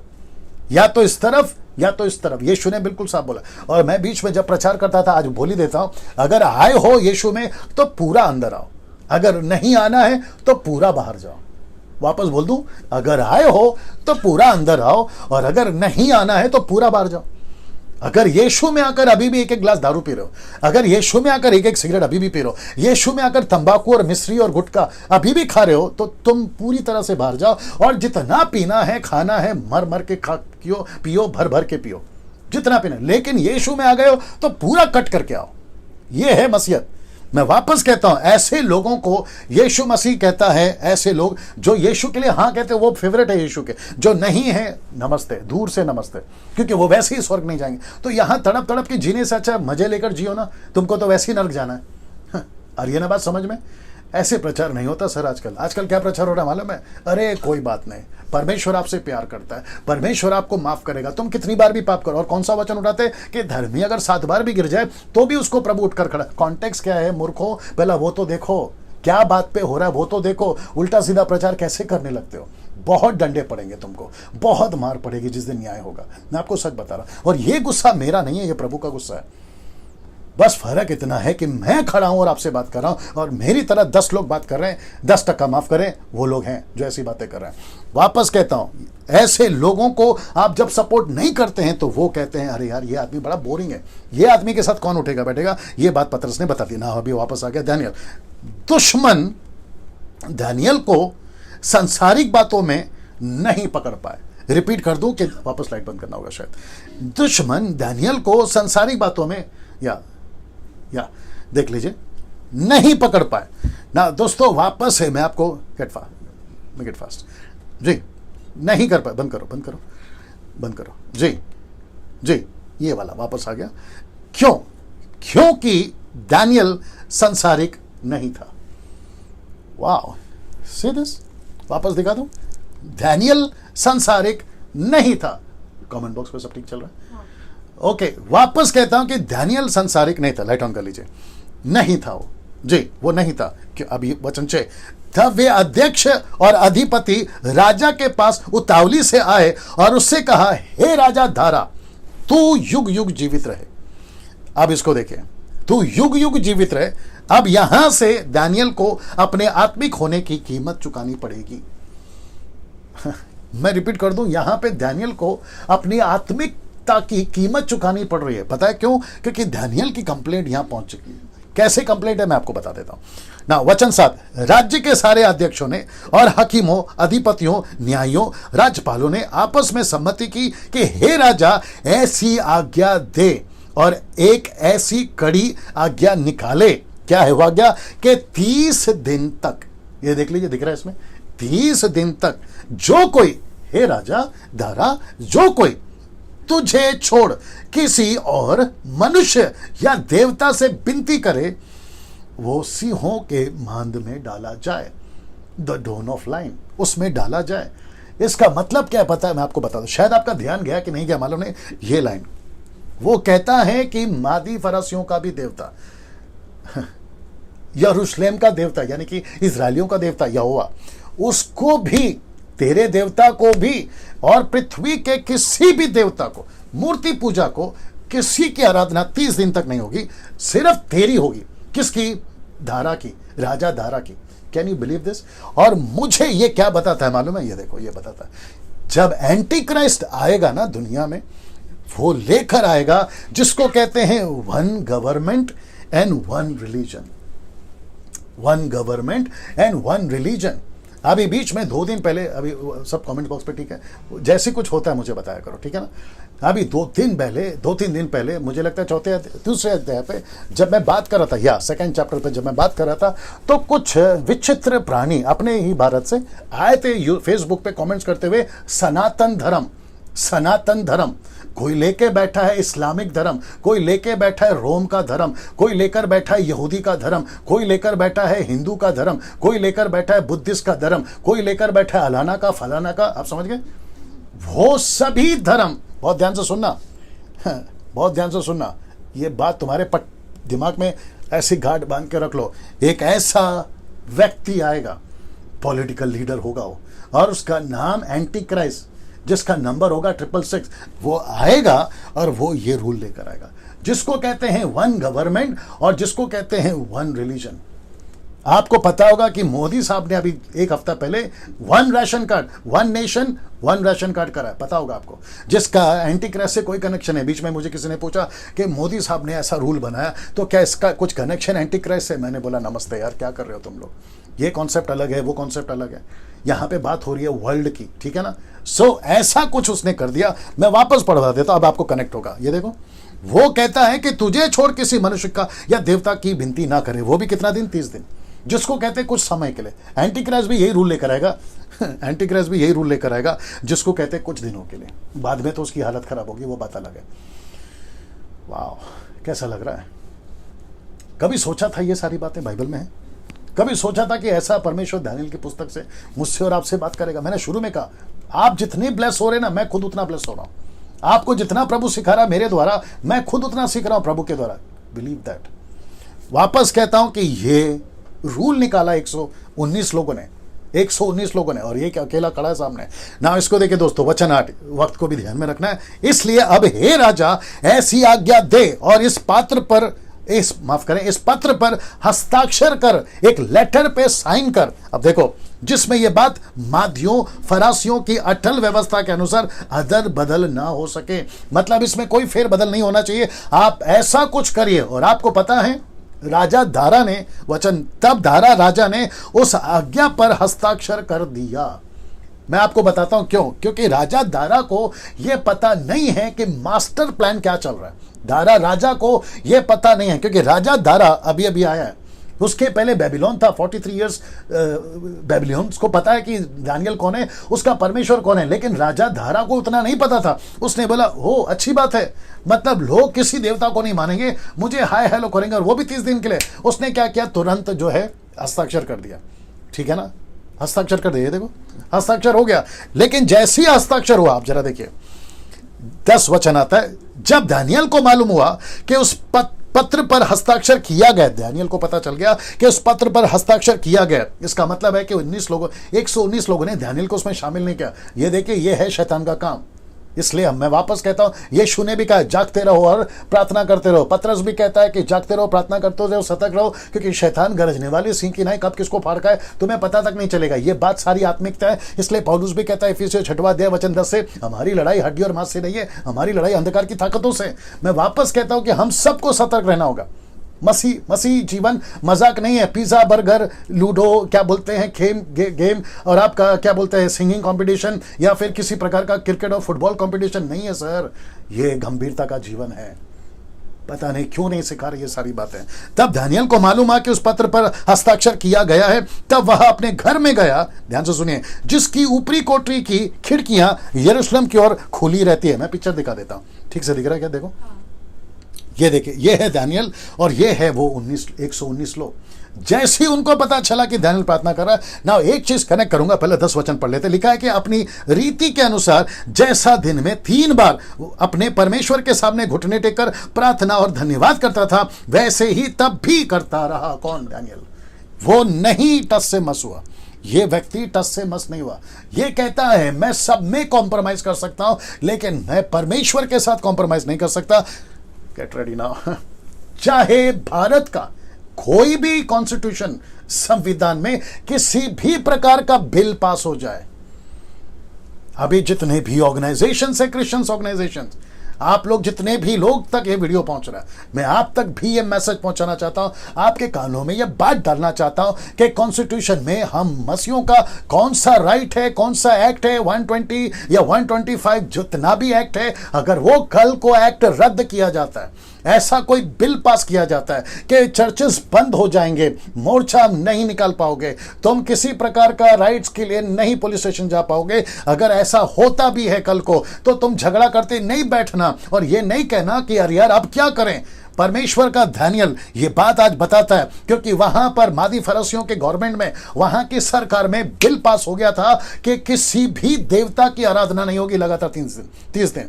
ऐसे टाइम पे दानियल को क्या करना चाहिए था? ओके, बात तो 30 दिन की है, मैं रखूंगा उसको, चुप हो जाते। नो, उसने क्या किया देखिए, वचन 10 कहता है अपनी रीति के अनुसार, एज यूजुअल, उसके सरकार के बिल से कोई फर्क नहीं पड़ा। कुछ लोग कहते हैं कि भारत में रहकर क्या हम इसकी जय उसकी जय, ऐसा वाला जय जिसको समझ में आ रहा है, समझदार को इशारा काफी है, क्या हम ऐसा जय वैसा जय बोल सकते हैं? मैं वापस कहता हूं, जो चीज परमेश्वर को पसंद नहीं है, वो चाहे कहीं का भी हो, कैसा भी हो, आप किसी के सामने नहीं झुकना। आप किसी के सामने नहीं झुकना। गर्दन कटती है कटने दो, जेल में डालते डालने दो, आपको चीरते चीरने दो, आग में डालते डालने दो, शेर की मान में डालते डालने दो। परमेश्वर कंट्रोल में है। बचता है तो भला, नहीं तो यहां से चला, स्वर्ग में मिला। ये बात है ना। फिर ये बात को आपको समझना होगा। दानियल अपनी रीति के अनुसार जैसा वो दिन में 3 बार अपने परमेश्वर के सामने घुटने टेककर प्रार्थना और धन्यवाद करता था, वैसा ही तब भी करता रहा। उसको किसी बिल का कोई फर्क नहीं पड़ा। चाइना के लोग अगर सुन रहे हैं, नॉर्थ कोरिया के लोग अगर सुन रहे हैं, पाकिस्तान के लोग अगर सुन रहे हैं, जहां जहां मसीह सताव है, इंडोनेशियन, अफ्रीकन कंट्रीज में, या इवन अपने भारत में कई जगहों पर अगर सताव आता है, आपका मसीह जीवन पे रद्दी भर भी फर्क नहीं पड़ना चाहिए। अरे ऐसा हो गया, अरे वैसा हो गया, अरे उसने ऐसा बोला, अरे इसने ऐसा बोला, गांव के सरपंच ने ऐसा बोला, तो क्या हो गया? गांव के सरपंच से बड़ा, देश के नेता से बड़ा और पूरे दुनिया के राजा से बड़ा परमेश्वर राजाओं का राजा है। Can you believe that? आप नीचे अपनी प्रतिक्रिया डाल सकते हैं, आमीन, प्रेज द लॉर्ड, जैसे आपको दिल करे, ठीक है ना। सो दानियल, अब यहां पर आ गया दानियल, लिखा है कि दानियल के सामने दो सरकारें हैं। अभी दिखा देता हूं। एक है धारा राजा की सरकार, यानी कि अभी नया बिल पास हुआ कि प्रार्थना 30 दिन तक नहीं होनी चाहिए, और एक है परमेश्वर की। अब मैं आपको कनेक्ट करता हूं, यही आंकड़ा, यहां सब ठीक है। अब ये जो वचन है ना रोमियो 13 का, उसमें दिख रहा है, रोमियो 13 एक दिख रहा है जी। ये वचन क्या कहता है पता है? अपने संसार के जो नेता मंत्री होते हैं ना, उनके अधीन रहो, पौलुस कह रहा है। अब पौलुस ने कौन से कॉन्टेक्स्ट में कहा है वो भी समझना होगा। वो कहता है कि अपने अधिकारियों के अधीन में रहो, अपने सरकार के अधीन में रहो, अपने पुलिस के अधीन में रहो। वो कॉन्टेक्स्ट अलग है, और हम हैं भी। मोदी साहब ने कहा घर से मत निकलो, हम नहीं निकले। बोला मास्क पहनो, हमने पहना, है ना। जैसे जैसे सरकार कह रही है हम कर रहे हैं। लेकिन अगर मसीहत के विरोध में आ गया, अगर बाइबल के खिलाफ आ गया, अगर यीशु के खिलाफ आ गया, मैं वापस कहता दो सरकारें हैं। और दानियल को पता था मैं कौन से सरकार की तरफ जाऊंगा, राजा दारा की सरकार या परमेश्वर की सरकार। Can you believe this? दो सरकार है उसके सामने। मैं आपको भी पूछना चाहूंगा, जब कोई सरकार बात करती है मसीहत के विरोध में, बाइबल के विरोध में, या फिर परमेश्वर के नियम के विरोध में, तुम यीशु की आराधना नहीं करोगे, अलाना फलाना, तब तुम क्या करना चाहिए? तुम्हें क्या करना चाहिए? मुझे क्या करना चाहिए? दानियल की तरह बोला नहीं झुकूंगा। क्या किया उसने? पहले की तरह एज यूजुअल, देख लो, एज यूजुअल उसने प्रार्थना की। यही तो आपको मुझको करना, और यही चीज बता रहा हूं कि आत्मिकता पर अटैक, आत्मिकता पर अटैक, आत्मिक जीवन पर अटैक ना, ये मैं आपको बता चुका हूं। तो यहां पे रोमियो 13:1 नहीं चलेगा, क्योंकि ये कॉन्सेप्ट अलग है पौलुस का, और ये अलग है। जब बात आती है परमेश्वर की, बिल्कुल मजबूती से खड़े रहो, डटे रहो। पत्थर खाना खाओ, जेल जाना है जाओ, कोई दिक्कत नहीं है। तुम जेल में जाके लोगों को बदल सकते हो, क्या बात है। जहां चाहे वहां बदल सकते हो। परमेश्वर के लिए जीना यहां जरूरी है ना। यहां दानियल 30 दिन के लिए प्रार्थना बंद कर सकता था, दानियल कर सकता था। दूसरा, यहां या फिर दानियल खिड़की बंद करके प्रार्थना कर सकता था। अरे दानियल एक काम करो यार, 30 दिन की तो बात है, कॉम्प्रोमाइज कर लो। 30 दिन की तो बात है ना, कॉम्प्रोमाइज कर लो। Shadrach, Meshach, Abednego, Hananiah, missile, अजरिया, वो जब जब म्यूजिक बजता था, मूर्ति सामने खड़ी थी, भीड़ की भीड़ होती थी, चलो हम नहीं झुकेंगे मूर्ति के सामने। क्या कहते हैं, हननिया, मिशाइल और अजरिया, तुम नीचे झुक के सैंडल टाइट कर लो, या अपने पैंट को या जो भी तुम्हारा कुर्ता है उसको ठीक कर लो, और सबको लगेगा कि तुम झुक गए। परमेश्वर जानता है तुम्हारा इंटेंशन क्या है। कुछ लोग बोलते हैं हम प्रसाद खाते हैं, बोला कैसे? बोला ले तो लेते हैं, बाद में फेंक देते हैं। परमेश्वर जानता है कि हमारा मन में क्या है, हम परमेश्वर के साथ चलते हैं, लेकिन पब्लिक को खुश करने के लिए। क्या मजाक है, क्या मजाक है, क्या लगा के रखा है। तुम सोसाइटी में रहते हो, बोला सब चलता है, आने दो, है ना। होली के टाइम पे वो आने दो, दीपावली के टाइम पे वो आने दो, ईद के टाइम पे वो आने दो, इसके टाइम पे वो आने दो, घर पे सबका स्वागत है। फिर बाद में जब सब चले जाते हैं, प्रभु मुझे माफ करना, आपको तो जब पता है सबको खुश करना होता है ना। क्या चल रहा है साहब, क्या चल रहा है? इसको कहते हैं कॉम्प्रोमाइज वाला जीवन, इसको कहते हैं दोगला जीवन, इसको कहते हैं डबल स्टैंडर्ड लाइफ, इसको कहते हैं हिपोक्रेट्स। और परमेश्वर कहता है मुझे बिल्कुल पसंद नहीं है। Can you believe that? ये खिड़की बंद कर सकता था, लेकिन आपको पता है जैसी रूल निकला, बोला खिड़की तो बंद नहीं होगा साहब। किसने कहा? दानियल ने कहा खिड़की तो उसमें दिख रहा है ठीक से, बोला खिड़की तो, वहां सब ठीक है, बोला खिड़की तो बंद नहीं होगा साहब, मेरी प्रार्थना तो नहीं रुकेगी साहब, तुमको जो करना है कर लो। और एक आ गया, सुनो, जब ये रूल निकला था ना, जब लेटर पे साइन हो गई थी ना, आपको पता है 119 लोग क्या कर रहे थे? 119 में 2 पार्टियां हो गई होंगी, मुझे ऐसा लगता है, लिखा तो नहीं है। एक इसके पीछे पड़ गए होंगे, दूसरा खूंखार से खूंखार शेर, क्या बोलते हैं, टाइगर या जो भी है, उसको लेकर लाने में कौन से कंट्री में, कौन से जंगल में, खतरनाक से खतरनाक, जिसको कहते हैं ना कि इंसानों को खाने वाला जानवर, शेर, उसको पकड़ के लाने में गए होंगे। बोला पिंजरे में डाल डाल के लेकर आओ। और मुझे ऐसा लगता है कि जैसे पिक्चर में आप लोग देखते हैं 2-3 टाइगर्स या लायंस दिखते हैं, नहीं ऐसा नहीं है। मैं समझता हूं बहुत है, मैं कनेक्ट करूंगा बहुत क्यों है, ठीक है ना। क्योंकि 119 परिवार को एक साथ गुफा में डालने वाला था, मैं कनेक्ट करूंगा। तो सोच के देखो कि जैसे डाला नहीं के झपट के खत्म कर दिया, मैं कनेक्ट करूंगा उसमें। तो ऐसा भी हुआ होगा। लेकिन दानियल बोलता है तुम शेर लेकर आओ, खूंखार से खूंखार शेर लेकर आओ, लाइन्स लेकर आओ, मुझे कोई फर्क नहीं पड़ता। Can you believe this? ऐसा आदमी है ना। एक और चीज बताता हूं, ये 3 बार के बजाय देख लीजिए, 3 बार के बजाय 1 बार ही प्रार्थना करता था या कर सकता था। 3 बार के बजाय 1 बार ही प्रार्थना करता। दानियल तो 1 बार ही प्रार्थना करता, 3 बार क्यों कर रहा है यार? 1 बार कर लेता, क्या फर्क पड़ता है? परमेश्वर जानता है ना, 30 दिन की तो बात है, कॉम्प्रोमाइज कर ले कॉम्प्रोमाइज कर ले, कॉम्प्रोमाइज कर ले। 1 बार दारू पी ले, क्या पता परमेश्वर माफ कर देगा। दोस्तों को तो तेरे को नाराज नहीं होगा ना, तेरे दोस्त बने रहेंगे। 1 बार सिगरेट पी ले, 1 बार गुटखा खा ले, 1 बार पार्टी में चला जा, 1 बार थिएटर चला जा, 1 बार चला जा अपने दोस्तों के फंक्शन में, फेस्टिवल में, और जाके मूर्ति पूजा कर ले। शर्म आनी चाहिए तुम लोगों को, जो कॉम्प्रोमाइज करते हैं, जो कॉम्प्रोमाइज करते हैं। मेरी बात को समझिए दोस्तों, ऐसा जीवन परमेश्वर को कतई पसंद नहीं है।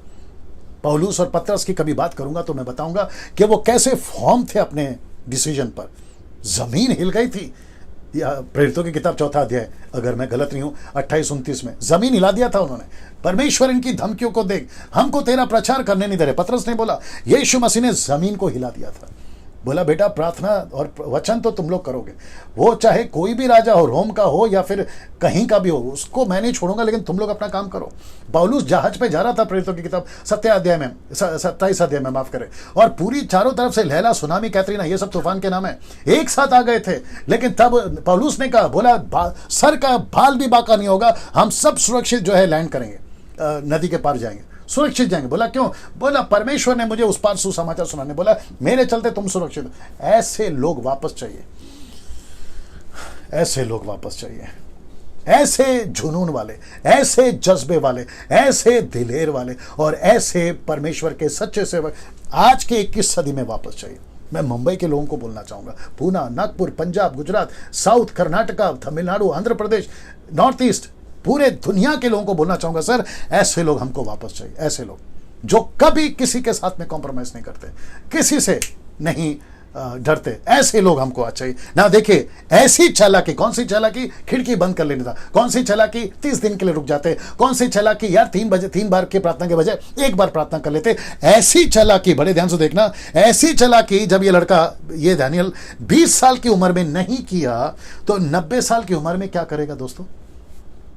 ये चालाकी नहीं करा। उसने बोला, जब मैं पहली बार आया था ना बेबीलोन में, मैं तब राजा नबूकदनेस्सर से नहीं डरा, मैं उसके पोते बेलशस्सर से नहीं डरा, मैं वहां की आर्मी से नहीं डरा, मैं वहां के सिपाहियों से नहीं डरा, तो मैं 90 साल की उम्र में क्या डरूंगा? अब तो मैं इतना मजबूत हो गया हूं प्रभु में, और भी। तब तो मैं 20 साल का था, अब तो मैं 90 साल का हूं। मुझे तुम्हारी गिदड़ धमकियां नहीं डरा सकती, मुझे तुम नहीं डरा सकते। वहां सब ठीक चल रहा है क्या? कुछ लोग हैं, मुझे नहीं डरा सकते। जैसे ही आएगा ना लौट में तो बताना मुझे। मैं वापस कहता हूं, आप में से जो भी अभी सुन रहा है, हम मसीहों को दरअसल मैं वापस कह दूं, हम जितने भी 7-8 करोड़ लोग भारत में, 3-4% जिसको 7-8 करोड़ मैं बोल रहा हूं, ये अगर असली औकात पे आ गए ना, घुटना टेकना, प्रार्थना, अच्छों को हिला देंगे हम लोग। दिक्कत यही है कि हम लोग सब कमजोर हो गए। दिक्कत यही है कि कोई कहता है मेरा पेट दुख रहा है, कोई कहता है मेरा सर दुख रहा है, कोई कहता है मेरे को बॉडी में ना ये लगी है झुनझुनी। क्या लगा के रखा है यार? तेल दे दो, पानी दे दो, रुमाल दे दो, मेरा पति का प्रॉब्लम, बच्चे का प्रॉब्लम, पूरी जिंदगी इसी पे रोना रोते रहोगे। सोच के देखिए, मेरा घर पे एक लड़का है, उसका नाम है नतानियल, उसकी उम्र अभी छोटी है।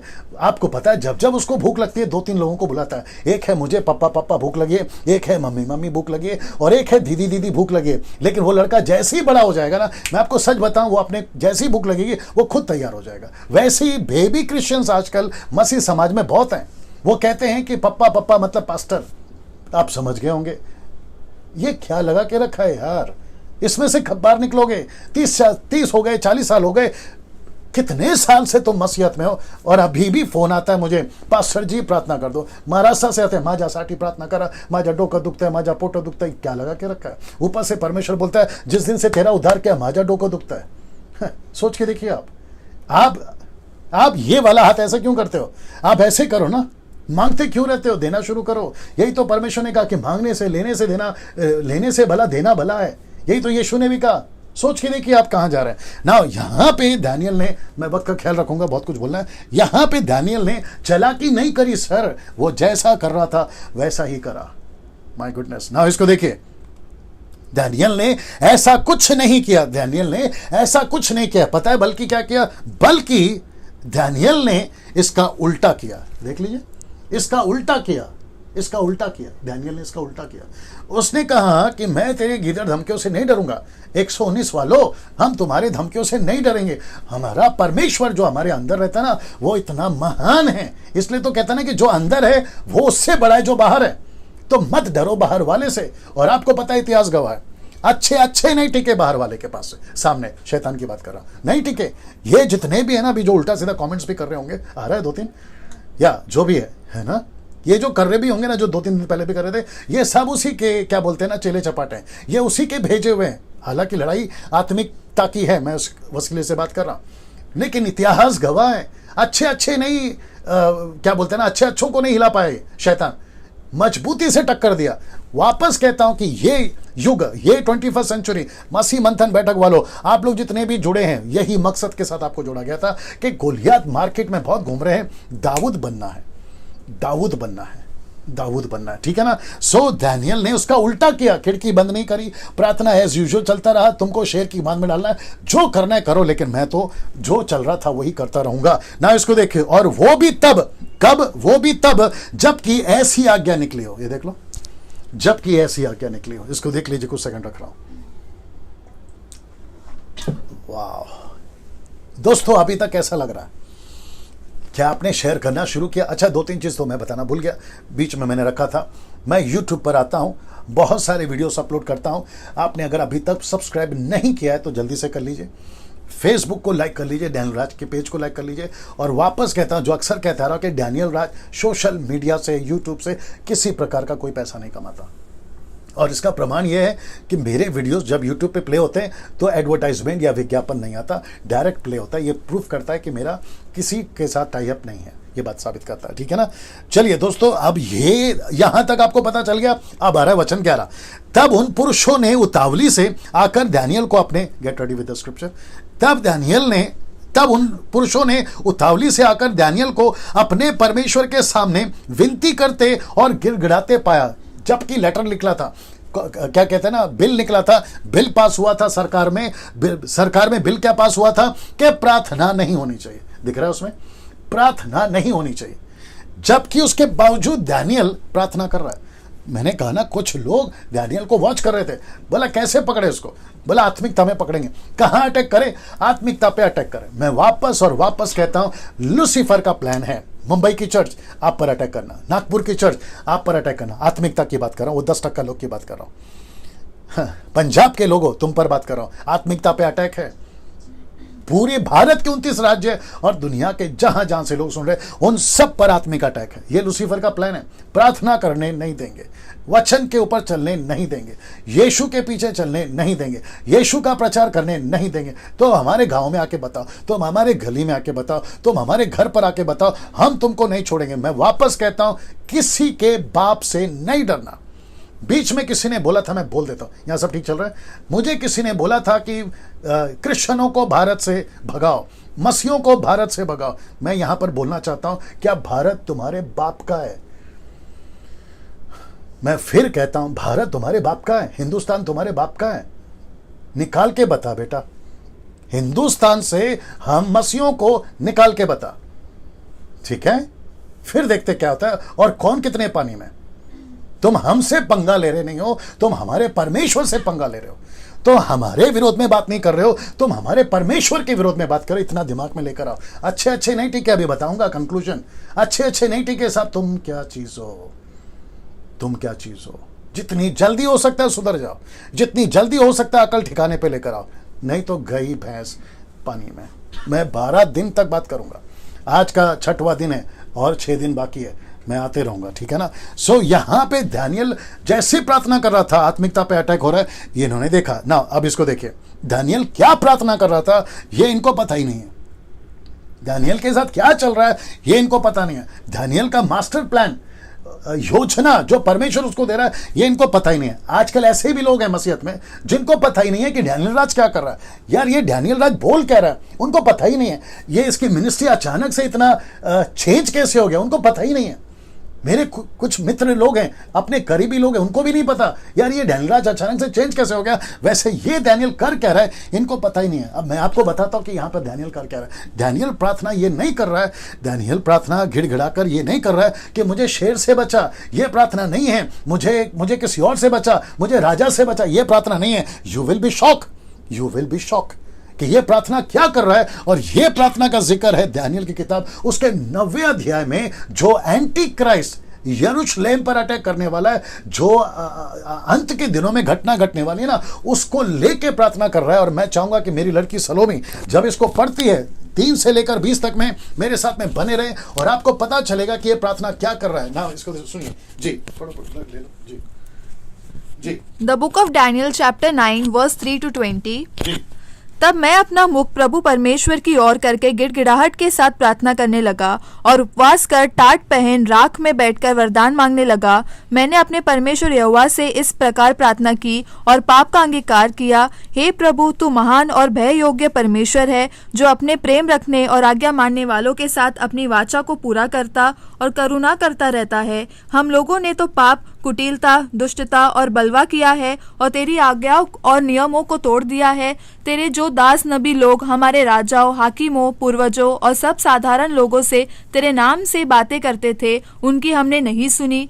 हे प्रभु, तू धर्मी है, परंतु हम लोगों को आज के दिन लज्जित होना पड़ता है, अर्थात यरूशलेम के निवास करने वाले सब यहूदियों को, क्या समीप क्या दूर के सब इजरायली लोगों को, जिन्हें तूने उस विश्वासघात के कारण जो उन्होंने तेरे साथ किया था देश देश में तितर बितर कर दिया है, उन सबों को लज्जित होना पड़ता है। हे यहोवा, हम लोगों ने अपने राजाओं, हाकिमों और पूर्वजों समेत तेरे विरुद्ध पाप किया है, इस कारण हमको लज्जित होना पड़ता है। that's it. मैं समझता हूँ कि बाकी ये दे दो, नजदीक दे दो। मैं समझता हूँ कि बाकी आप लोग क्या करो, आप लोग पढ़ लीजिएगा बाद में, या फिर जब ये वीडियो समाप्त हो जाएगा ना तब पढ़ लेना, ठीक है ना, क्योंकि मैं समझता हूँ वक्त का भी ख्याल रखना और मुझे बहुत कुछ कवर करना है। सो दानियेल ये प्रार्थना कर रहा है, बोला प्रभु इजरायलियों के पापों को माफ कर, यरूशलेम के पापों को माफ कर। इसलिए यरूशलेम की तरफ खिड़की खुली रहती थी, यरूशलेम की तरफ खिड़की खुली रहती थी। उसके पीछे ये कारण है। कुछ लोग इसका अलग ही मतलब निकालते हैं, बोला परमेश्वर की तरफ, नहीं सर, यरूशलेम की तरफ। यरूशलेम की तरफ क्यों? क्योंकि यरूशलेम को देखकर वो प्रार्थना कर रहा है कि यरूशलेम के पाप को माफ कर। ये चैप्टर पूरा उसी पर है। एंटी क्राइस्ट से बचा, अंत के दिनों की बात हो रही है। एंटी क्राइस्ट को बचा, एंटी क्राइस्ट से बचा, माफ करें, एंटी क्राइस्ट से बचा, इजराइल को बचा, यरूशलेम को बचा। ये प्रार्थना कर रहा है। ये मूर्खों को ये नहीं पता है कि दानियेल कर क्या रहा है। जीसस क्राइस्ट, दानियेल यहाँ पे बहुत बड़े बिजनेस में, यहाँ दानियेल एक आत्मिक दुनिया में चला गया है। दानियेल कहता है सबसे पहला प्रायोरिटी ये है कि मैं दुनिया को बताऊं कि क्या होने जा रहा है।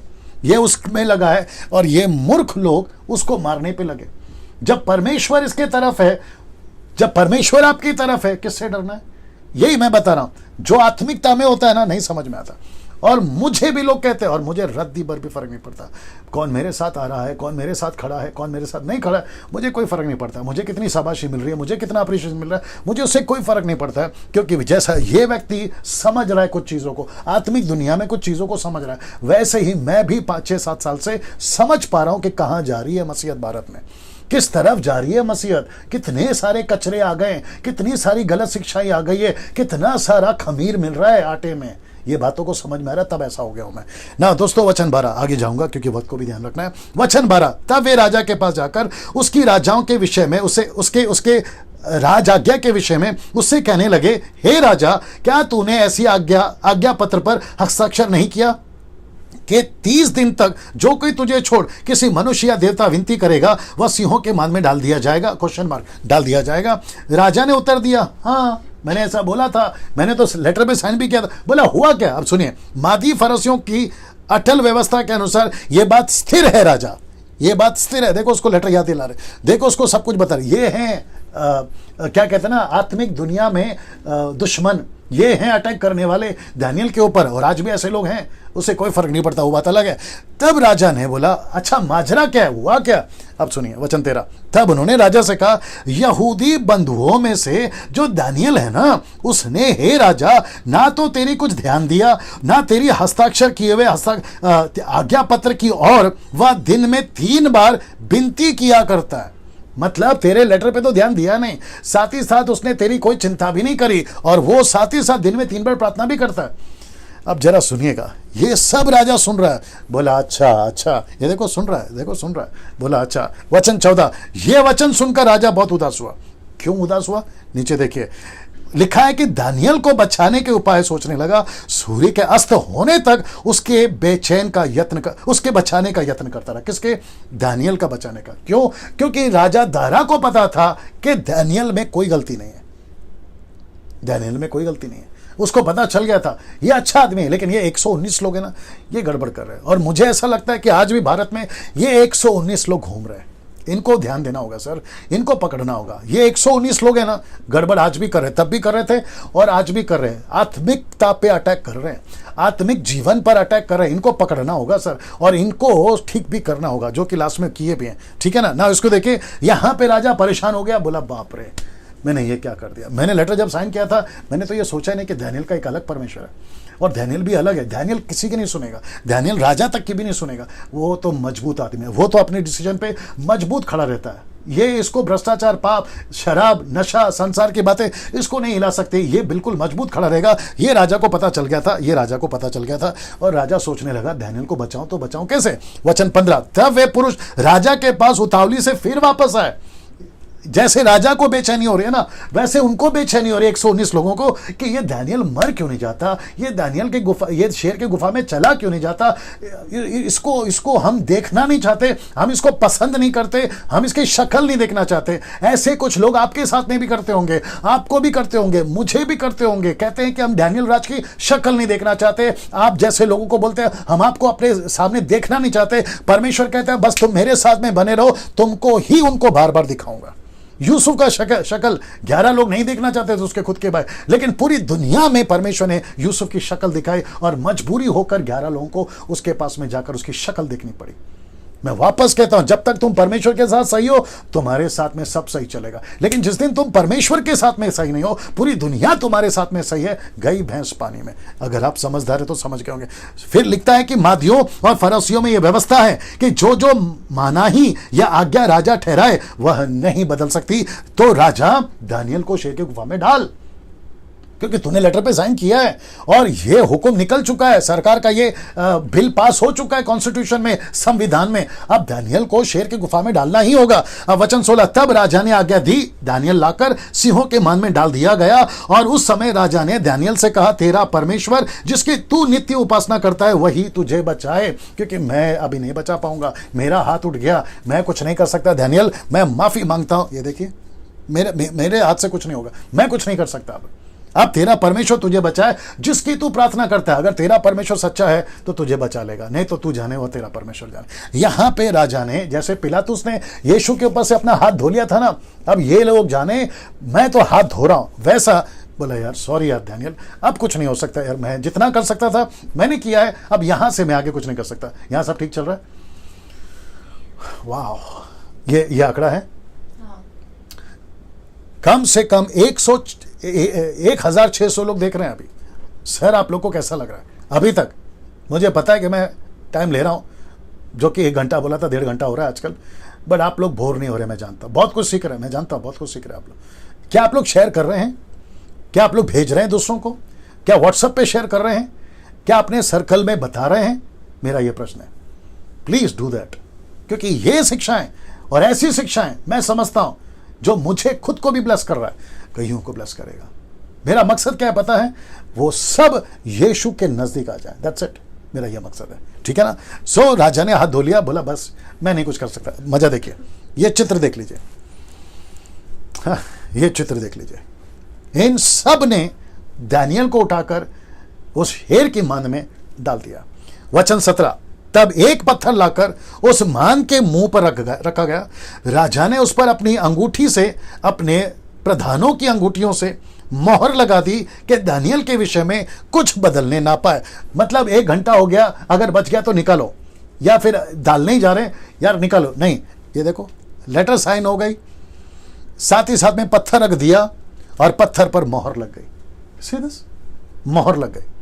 तो ऐसे करके यहां पे दानियल का शेर की गुफा में डालकर 119 के नजरिए से बात कर रहा हूं। उनके हिसाब से पिक्चर खत्म, स्टोरी खत्म, उनको लगा पिक्चर बाकी है।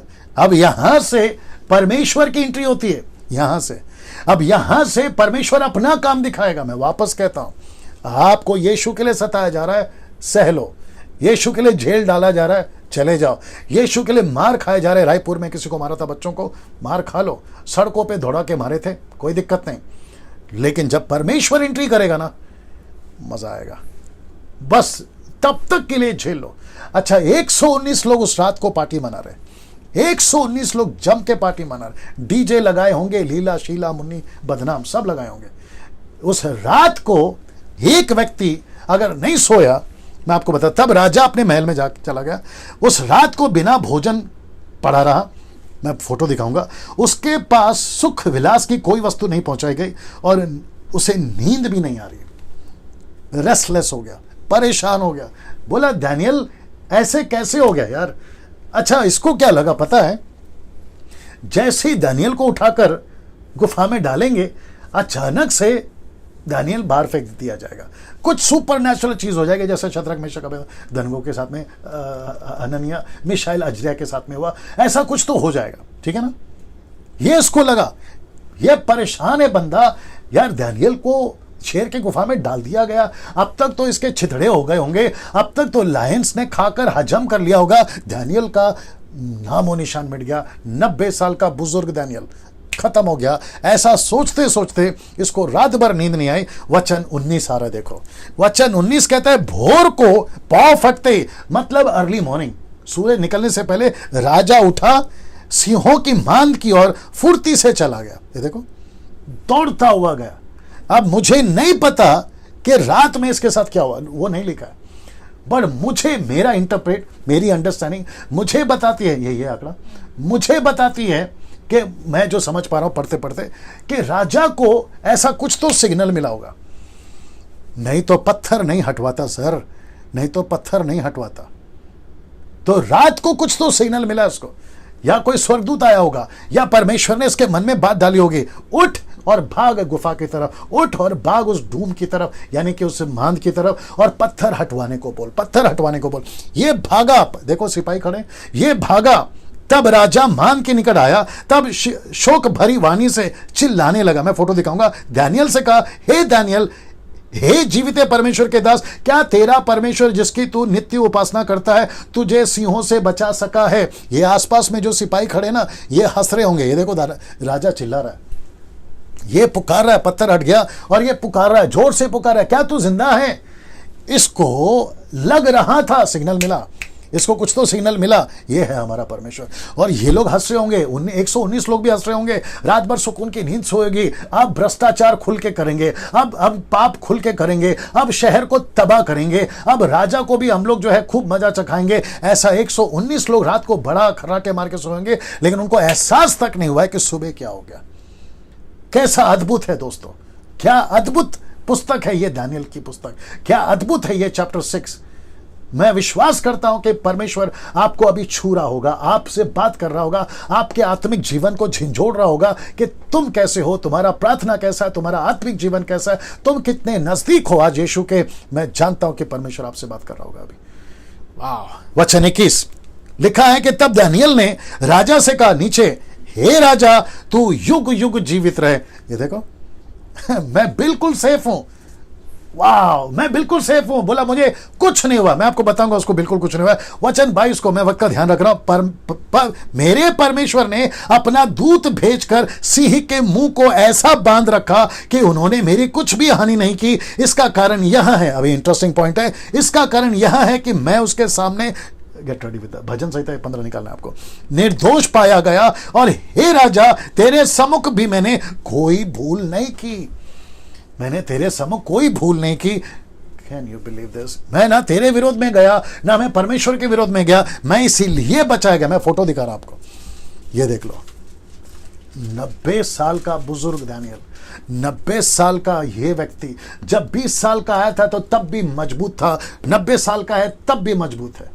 कुछ लोग कहते हैं कि मसीह जीवन में आते हैं, बाद में थोड़ा ढीला हो जाते हैं। शुरुआत की प्रार्थना अच्छी रहती है, बाद में ढीला हो जाते हैं। शुरुआत का प्रेम अच्छा रहता है, बाद में ढीला हो जाता है। इसलिए तो लिखा ना प्रकाशित वाक्य 2:4 में, तेरा पहला सा प्रेम कहाँ का है। दानियेल से हम लोग सीख सकते हैं, ये तब भी मजबूत था, ये अब भी मजबूत है। इसकी बैटरी तब भी फुल थी जब ये 20 साल का था, इसकी बैटरी अभी भी फुल है जब ये 90 साल का है। आपका कैसा है? आपका कैसा है? मेरा कैसा है? हमारा कैसा है? ये बात आज हमें सिखाती है। हमारे आत्मिक जीवन पर अटैक है सर, हमारे आत्मिक जीवन पर अटैक है ना। मैं चाहता हूं कि मैं आपको कुछ वचन पढ़वा दूं, या भजन संहिता 34 का 7 पढ़ो। पहला भजन संहिता 34 का 7। दोस्तों मेरे साथ में बने रहे, 10 मिनट में खत्म करूंगा जी। पढ़ो जी। यहोवा के डर भयों के चारों ओर उसका दूत छावनी किए हुए उनको बचाता है। वापस पढ़ो जी जी, वापस पढ़ो। यहोवा के डर भयों के चारों ओर उसका दूत छावनी किए हुए उसको बचाता है। नाउ इसको किसने बचाया दोस्तों? ये देखिए, सी, इसको परमेश्वर ने अपने स्वर्गदूत को भेजकर दानियेल को बचाया ना। भजन संहिता 115 का 1 से 15 का 1 से 5। मैं चाहता हूं कि बड़े ध्यान से सुनना। दानियेल ने क्या कहा? मैं इसलिए बचाया गया क्योंकि मैं परमेश्वर के विरुद्ध भी कोई पाप नहीं किया, तेरे विरुद्ध भी पाप नहीं किया, मैं दोनों की नजर में ठीक था। आइए देखते हैं भजन संहिता 15 का सैम 15 चैप्टर वर्स 1 to 5। ये लीजिए जी, सुनते हैं। हे परमेश्वर, तेरे तंबू में कौन रहेगा? जी। तेरे पवित्र पर्वत पर कौन बसने पाएगा? जी। वह जो खराई से चलता और धर्म के काम करता है और हृदय से सच बोलता है, जो अपनी जीभ से निंदा नहीं करता और न अपने मिस्र की बुराई करता और न अपने पड़ोसी की निंदा सुनता है, वह जिसकी दुष्टि में निकम्मी मनुष्य तुच्छ है और जो यहोवा के डर भयों का आदर करता है, जो शपथ खाकर बदलता नहीं, चाहे हानि उठानी पड़े, जो अपना रुपया ब्याज में नहीं देता और निर्दोष की हानि करने के लिए घूस नहीं लेता है।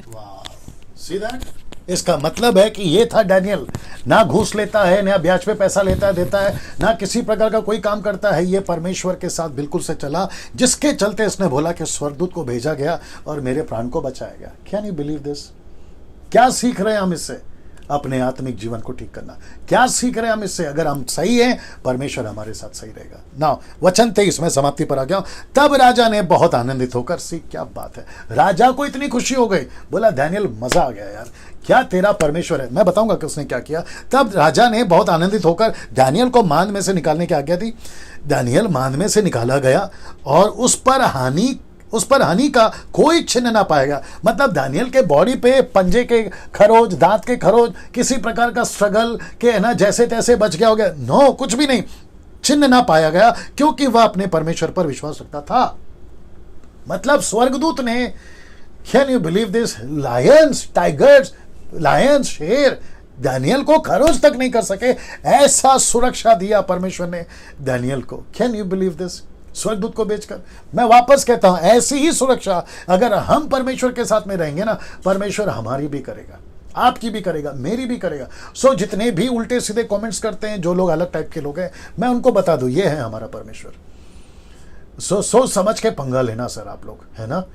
मसीहों को मारने से पहले, मसीहों पर, सेवकों पर हाथ उठाने से पहले एक बार सोचना कि इसका परमेश्वर कौन है। और मैं चाहता हूं कि मसीह समाज से ये मैसेज निकले कि तुम हमको चाटा तो मार लोगे, तुम हमको गालियां तो दे लोगे, लेकिन साथ ही साथ ये भी याद रखो कि तुम जिसको चाटा मार रहे हो, जिसको गाली दे रहे हो, जिसको सता रहे हो, उसका परमेश्वर कौन है। ये मैसेज जाना चाहिए आज के युग के लोगों को, ठीक है ना। और मैं जब तक हूं, मैं तो कोशिश करता रहूंगा। वचन 24 देखिए। तब राजा ने आज्ञा दी कि जिन पुरुषों ने, अब आ गई उनकी शामत, किसकी? 119 लोगों की, कि जिन पुरुषों ने दानियेल की चुगली की थी, वे अपने अपने बाल बच्चों, स्त्रियों समेत लाकर सिंह के मांद में डाल दिए जाएं, और वे मांद की पैंदी तक भी ना पहुंचे कि सिंह ने उन पर झपट कर हड्डियों समेत उनको चबा डाला। उन सबको राजा ने हुक्म दिया, इनके फैमिली और इनके बच्चों के साथ ना। कुछ लोग अभी सोच रहे होंगे बच्चों का क्या कसूर है, बच्चों का क्या कसूर है। बड़े ध्यान से सुनना। बाप का जो गलत बीज, जो मेंटालिटी बाप लेके चल रहा है ना, बच्चों को डाला होगा, या बच्चों को डाल सकता है, या बच्चों में आ सकता है। तो परमेश्वर बच्चों को यहां पे मार नहीं रहा है, उनकी मेंटालिटी को मार रहा है, उनकी विचारधारा को मार रहा है। और बच्चे अगर यहां मर रहे हैं ना, तो बच्चे सीधा स्वर्ग में जा रहे हैं। मुझे किसी ने पूछा था कि छोटे बच्चे अबॉर्शन के बच्चे जो अबॉर्शन में चले जाते हैं पैदा होने से पहले, वो कहाँ जाते हैं? स्वर्ग में जाते हैं भैया, स्वर्ग में जाते हैं, परमेश्वर के पास जाते हैं। तो पाप बड़े होकर पापी बन के, गलत काम करके, मूर्ति पूजक बन के नरक जाने से अच्छा है कि यहां पर ये बच्चे सीधा स्वर्ग में जा रहे हैं। तो दिमाग लगाइए, ठीक है ना। ये सब बातें हैं, फिर कभी बात करूंगा। सो यहां पे हो गया। अब वचन सब उपदेशक उसका 10 का 8 क्या कहते हैं? देखो, जो गड्ढा खोदेगा वो उसमें गिरेगा। 119 लोगों ने गड्ढा खोदा था दानियल के लिए। जिस गड्ढे को खोदा था दानियल के लिए, उसी में वो गिरे। Can you believe this? ये है हमारा परमेश्वर ना। वचन 25 ये मुझे बहुत अच्छा लगा। कहता है कि तब दारा राजा ने सारी पृथ्वी के रहने वाले, देश देश और जाति जाति के सब लोगों, भिन्न भिन्न भाषा बोलने वाले के पास ये लिखा, तुम्हारा भला और कुशल हो। ये लेटर लिखा, ग्रीटिंग्स बोलते हैं जिसको। क्या लिखा देखिए, वचन 26 कहता है कि मैं ये आज्ञा देता हूं। क्या आज्ञा देता? देखिए, जहां जहां मादी फरसियों का राज्य का अधिकार है, वहां के लोग दानियल के परमेश्वर के सम्मुख, शब्द देखिए, कांपते और थरथराते रहे।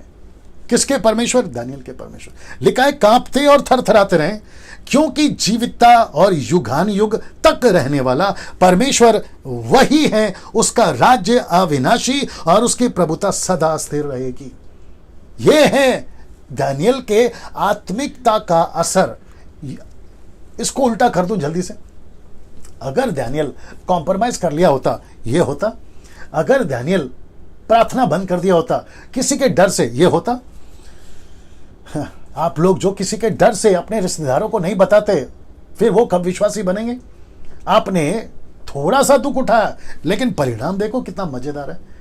यही तो मैं समझा रहा हूं, मत डरो किसी से। थोड़ा दुख होगा, लेकिन इसका अंजाम मजेदार है। यही तो हुआ ना, मजेदार ना। वचन 27 फिर मैं समाप्त करूंगा। लिखा है कि जिसने दानियल के सियों से बचाया, वह बचाने और छुड़ाने वाला है। स्वर्ग में और पृथ्वी पर चिन्ह और चमत्कार का प्रकट करने वाला। वचन 28, और दानियल दारा और कुस्त्रो फराज दिनों के राज्य के दिनों में सुख चैन से रहा। कौन? दानियल। तो इतिहास बताता है, जो कि मैं आगे भी बताऊंगा, कि दानियल की मृत्यु बेबीलोन में ही हुई। वो नहीं पहुंचा यरूशलेम, वो नहीं गया इजराइल, वो यहीं पर खत्म हो गया, ठीक है ना। लेकिन कैसे मरा? सुख चैन से। आपको सुख चैन चाहिए, मिलेगा। कैसे? आत्मिकता को मजबूत करो। इसलिए अब अंत में एक बात, वो क्या बात है मैं खत्म करूंगा। अंत में एक बात, क्या हम दानियल की तरह उतने आत्मिक हैं? क्यों बता रहा हूं, ताकि हम आज के 119 लोगों को, अच्छा ये झेल सके, नहीं झेल सके, झेल झेल झ झ झ झ झे नहीं झ, झेल सके, ये माफ करिए, ये झेल हो गया, झ झ, ठीक है ना। सो क्या हम 119 लोगों को झेल सकते हैं? यह प्रश्न है। क्या आज हम इतने आत्मिक हैं? मैं वापस कहता हूं, प्रार्थना का जीवन मजबूत करो, आपका प्रभु के साथ प्रेम को मजबूत करो, तब जाकर तुम आज ऐसे 119 वाले जब दानियल के टाइम पे थे ना, आज भी हैं, तब तुम्हारा मजबूती होगा, तब तुम बचोगे। इसके लिए एक आखिरी वचन इफिसियों 5:27 कहता है, उसे एक ऐसी तेजस्वी कलीसिया बनाकर अपने पास खड़ी करे, जिसमें ना कलंक, ना झुर्री, ना कोई ऐसी वस्तु हो, वरन पवित्र और निर्दोष हो। तो पौलुस कहता है कि ऐसी कलीसिया बनाऊंगा। दानियल राज वही कोशिश कर रहा है। मैं रिपीट कर दूं, मैं उस स्लाइड को रखूंगा ये वाला। मैं वापस कहता हूं, दानियल राज यही कोशिश कर रहा है। दानियल राज कोशिश ये कर रहा है मसीह मंथन वालों से, ग्रेस मिनिस्ट्री की जो मेरी कलीसिया 88,000 प्लस जितने व्यूवर्स हैं यूट्यूब पर, आप लोग जो मुझे देखते हो, आप सभी के बीच में मैं यही कोशिश कर रहा हूं कि आपका आत्मिक जीवन मजबूत हो जाए। मेरी यही कोशिश है। दोस्तों, यहां मैं समाप्त कर रहा हूं। कल 7वां दिन है, कल 7वां चैप्टर है, बहुत अद्भुत चैप्टर है। 4 प्राणी का, 4 राज्य का, बहुत सारी बातें बताऊंगा। इसलिए वापस कहता हूं, ठीक 8 बजे आपसे मैं मुलाकात करूंगा। बहुत बहुत धन्यवाद। लगातार आप लोग बने रहते हैं, उसके लिए बहुत बहुत धन्यवाद। शेयर करना नहीं भूलना, जहां जहां शेयर कर सकते हैं शेयर करिए, और कल मुलाकात होगी। तब तक अपना ख्याल रखिएगा। जय मसीह।